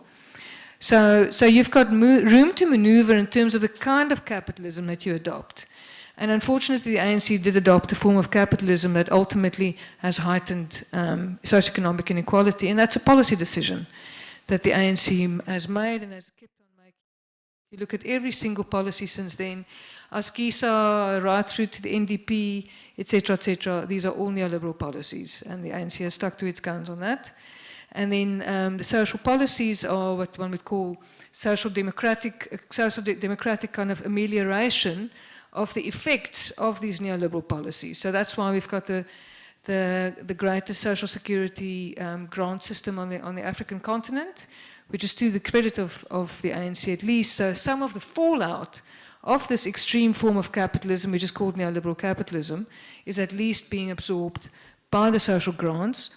But of course, we're running out of money, and so we can't actually intervene. There's a group of people who are trapped in structural unemployment between the ages of 18 and 60, and they do not qualify for any grants. And those people are the people who are really in dire straits. So anyway, so on that point, then the question from Sam Benyon from on the online, on YouTube or Facebook.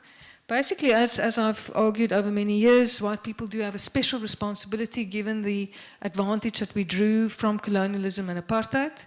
It's given us a structural position of privilege, so, and from there, and a certain material benefit, that from there we have to use exactly that position of benefit to be more directly involved in dismantling the legacies of apartheid. So, and this is at the institutional level, this is at the interpersonal level. It means basically calling out racism where you come across it. It means also institutionally seeing what you can do to advance change, in the higher education system, for example, when one is an academic in a system like this, you've got particular responsibilities, I believe, as a white academic.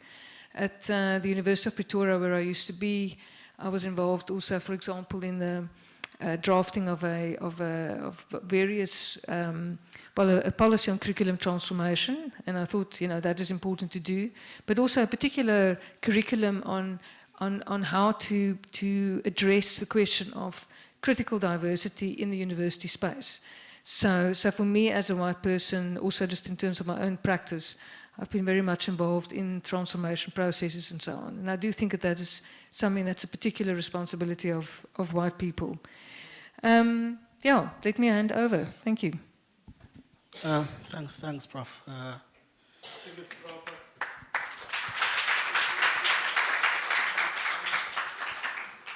All right, I will attempt to respond to a few questions, then hand over to my number one enemy to do the rest. I think Mr. Mtia, you're quite raising very pre-historical events that took place. I think what becomes important, if we try to go back a bit and say, how was religion itself deployed to advance a particular agenda? It was advanced in a very problematic way. And to what Mahmoud Mamdani in his book speaks of the centralized and decentralized despotism. That because when this introduction of Christianity particularly in the African continent, it did not become what they said to the Pope it was going to be. Because the argument was that we are bringing civilization, we are going to make sure that we were the dark continent, we are bringing transformation and so on. But what has happened is that they became preoccupied with the minerals, what they were able to get and to extract out of the continent. So religion in that particular regard was also used as an instrument to advance a particular agenda, and that is a capitalist agenda that we are able to because when you speak of centralized and decentralized despotism, you are saying whether you control yourselves or whether we come and control you directly, what is important is that at the end of the month, we must be able to get something out of that particular country. So if you've got diamond, you've got gold, that's what we want. So it has been used in that particular perspective to advance a particular agenda. And that it has always been about capital accumulation. It's about making profit, it's about exploiting and taking what belongs to the people of that particular area to advance your own capital accumulation. Thanks for, I think, Lufefe, I need a grant as well. I think he was making a very interesting input, was making his comments. I think if you look at the lexicon of the ruling party, there's what is called the triple oppression. So that it means people were oppressed based on race, gender, and class. So these are intertwined. But I think I must be able to take a critique that for the purpose of this particular paper, because like Lufefe has made that, there are quite a number of research questions that we're attempting to respond to in this one seminar of almost 2 hours. So now that became a very broader research project on its own. But it was important for us to be able to mention that this intertwined, there's that triple oppression. That gender oppression, it advances a particular agenda, like the racial question advances a particular agenda. Women are not oppressed because they are women. And blacks are not oppressed because they are black. There's no hatred on pigmentation. It's in the pigmentation of the imagination that we are made to believe. Stuart Hall speaks about marking, that you were marked because of this natural feature that will look that it's natural to be like this. It's created to box you in a particular way. So we are said we are saying you are this because of this. So others will begin to think because it's natural, it's quite correct. But it's not about that. It has always been about driving a particular agenda, that is capital accumulation. So it's not because white people hate black people. No, there's nothing to do with race. If it was not the case, the Chinese would not have suffered if there's a question of pigmentation. If the Irish would not have suffered. But the issue is about a particular clique, that monopoly, that wants to monopolize and continue to maximize profit. And Marx said it's even self-destructive. If it's not monitored, it can try to accumulate itself and become self-destructive. So the entire process is about profit maximization. Thanks. Thank you. So as we go to Prof, I think it's proper for me to sign off here so that he can respond to questions and then do the vote of thanks because of time. Prof mentioned something earlier about agency, the role of the oppressed person in changing their lives. Earlier on, I had a conversation with Dr. Babalo Magoqwana, was talking, by the way, I butchered Karabo's surname. Sorry, Karabo. Karabo is a lecturer in our faculty, and it's Mayane. But if you go to Amaklos, what's the surname? Mayan. That's what's going Sorry, my colleague. So, Dr. Magoqwana, we're talking about this thing of responsibility. And that's where agency comes. Black consciousness was incomplete without black people's programs. So every ideology, we like this thing of grand narratives that are gratifying. One day we're going to wake up and we're going to express our rage on capitalism and it will be gone and then our lives are going to be better. It hasn't happened so far. Nowhere. The working class revolution hasn't happened. What has happened are incremental changes over time that have where you find something that is an impression of a revolution, but is not as gratifying as a revolution. And therefore, you've needed people to take practical steps. The challenge that us ideologues hate practical steps is that in the short term, they are not as gratifying. So we would rather celebrate an ideologue who gets drunk every Sunday and doesn't take, every weekend, and doesn't take any practical steps to change society, but once in a while sounds very revolutionary, than acknowledge a person who devotes their lives daily to making changes.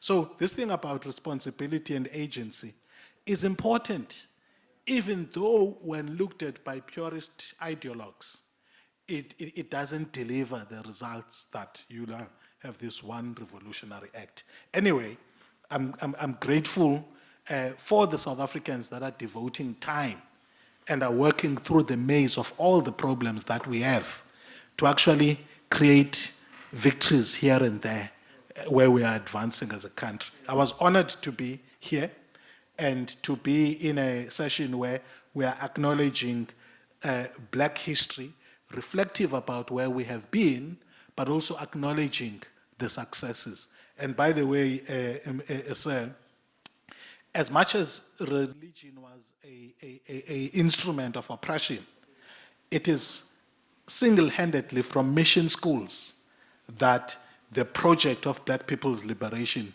gets, it germinates and actually gives momentum where the kings and everybody else had been defeated. By the way, the kings finding expression through the instrument of education and mission schools to drive a different history and a different struggle.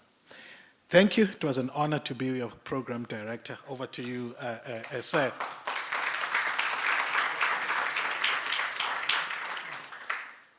Thank you very much, Doc. I'll just answer 2 questions or so and then do the vote of thanks as per the powers vested in me by Doc.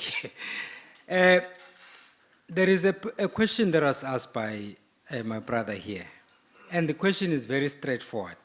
What is racism? There is a clear distinction between race and racism. There is no problem with race. The fact that I'm black, we are white, we are green, shouldn't be an issue.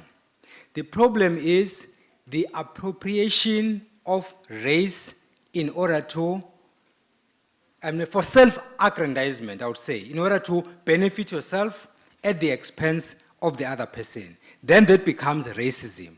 So in other words, you take race and then you appropriate it and you use it such that it benefits you and you alone and nobody else. Then that becomes a problem. So that is, in a nutshell, a simple definition I would give. Simpiwe asked this question, why should I not take a spear and take it straight to the belly of the beast? The answer is go for it. But, but the question is how? What we do is not always as important as how you do it. That one is very critical. Because it will be unwise to take a knife and face someone who's carrying an AK-47. In fact, that would be stupidity. In other words, you weigh your options, you look at your circumstances, you weigh your options, and then you take the best option that will take you out of your predicament. So if there is a way to take a spear to the beast, go for it, but find a good strategy. And then if that strategy means education, or if it means embracing Christianity or any form of religion, that is your weapon that you are taking to liberate yourself. And then there is this two-pronged question. The question was, why does the ANC continue doing things the normal way, even if the end results are different? And that is tied up with the other question of these Eurocentric institutions. We normally refer to them as IFIs, International Financial Institutions. That is the World Bank, your IMF, and all the like. The problem here that the ANC finds itself in is the problem that other liberation movements found themselves in. And coincidentally, the speaker here has done some pieces on the history of the liberation struggle. So there are structural issues that you inherit the moment you become a democratic state or the moment you are liberated. In other words, by the time you are liberated, you are already captured by the system. Because until 1993, the ANC was determined that the envisaged liberated South Africa was going to use socialism. Unfortunately, 1989, 1990, there was the fall of communism, socialism, and then the problem was, how do we then retain this socialist thinking at the time when capitalism is gaining momentum?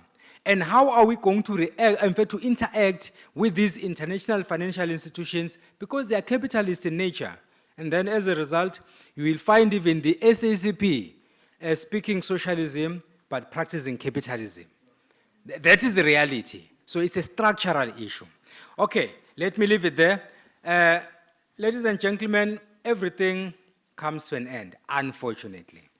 It's been nice, we can talk until midnight and we'll still be enjoying the discussions.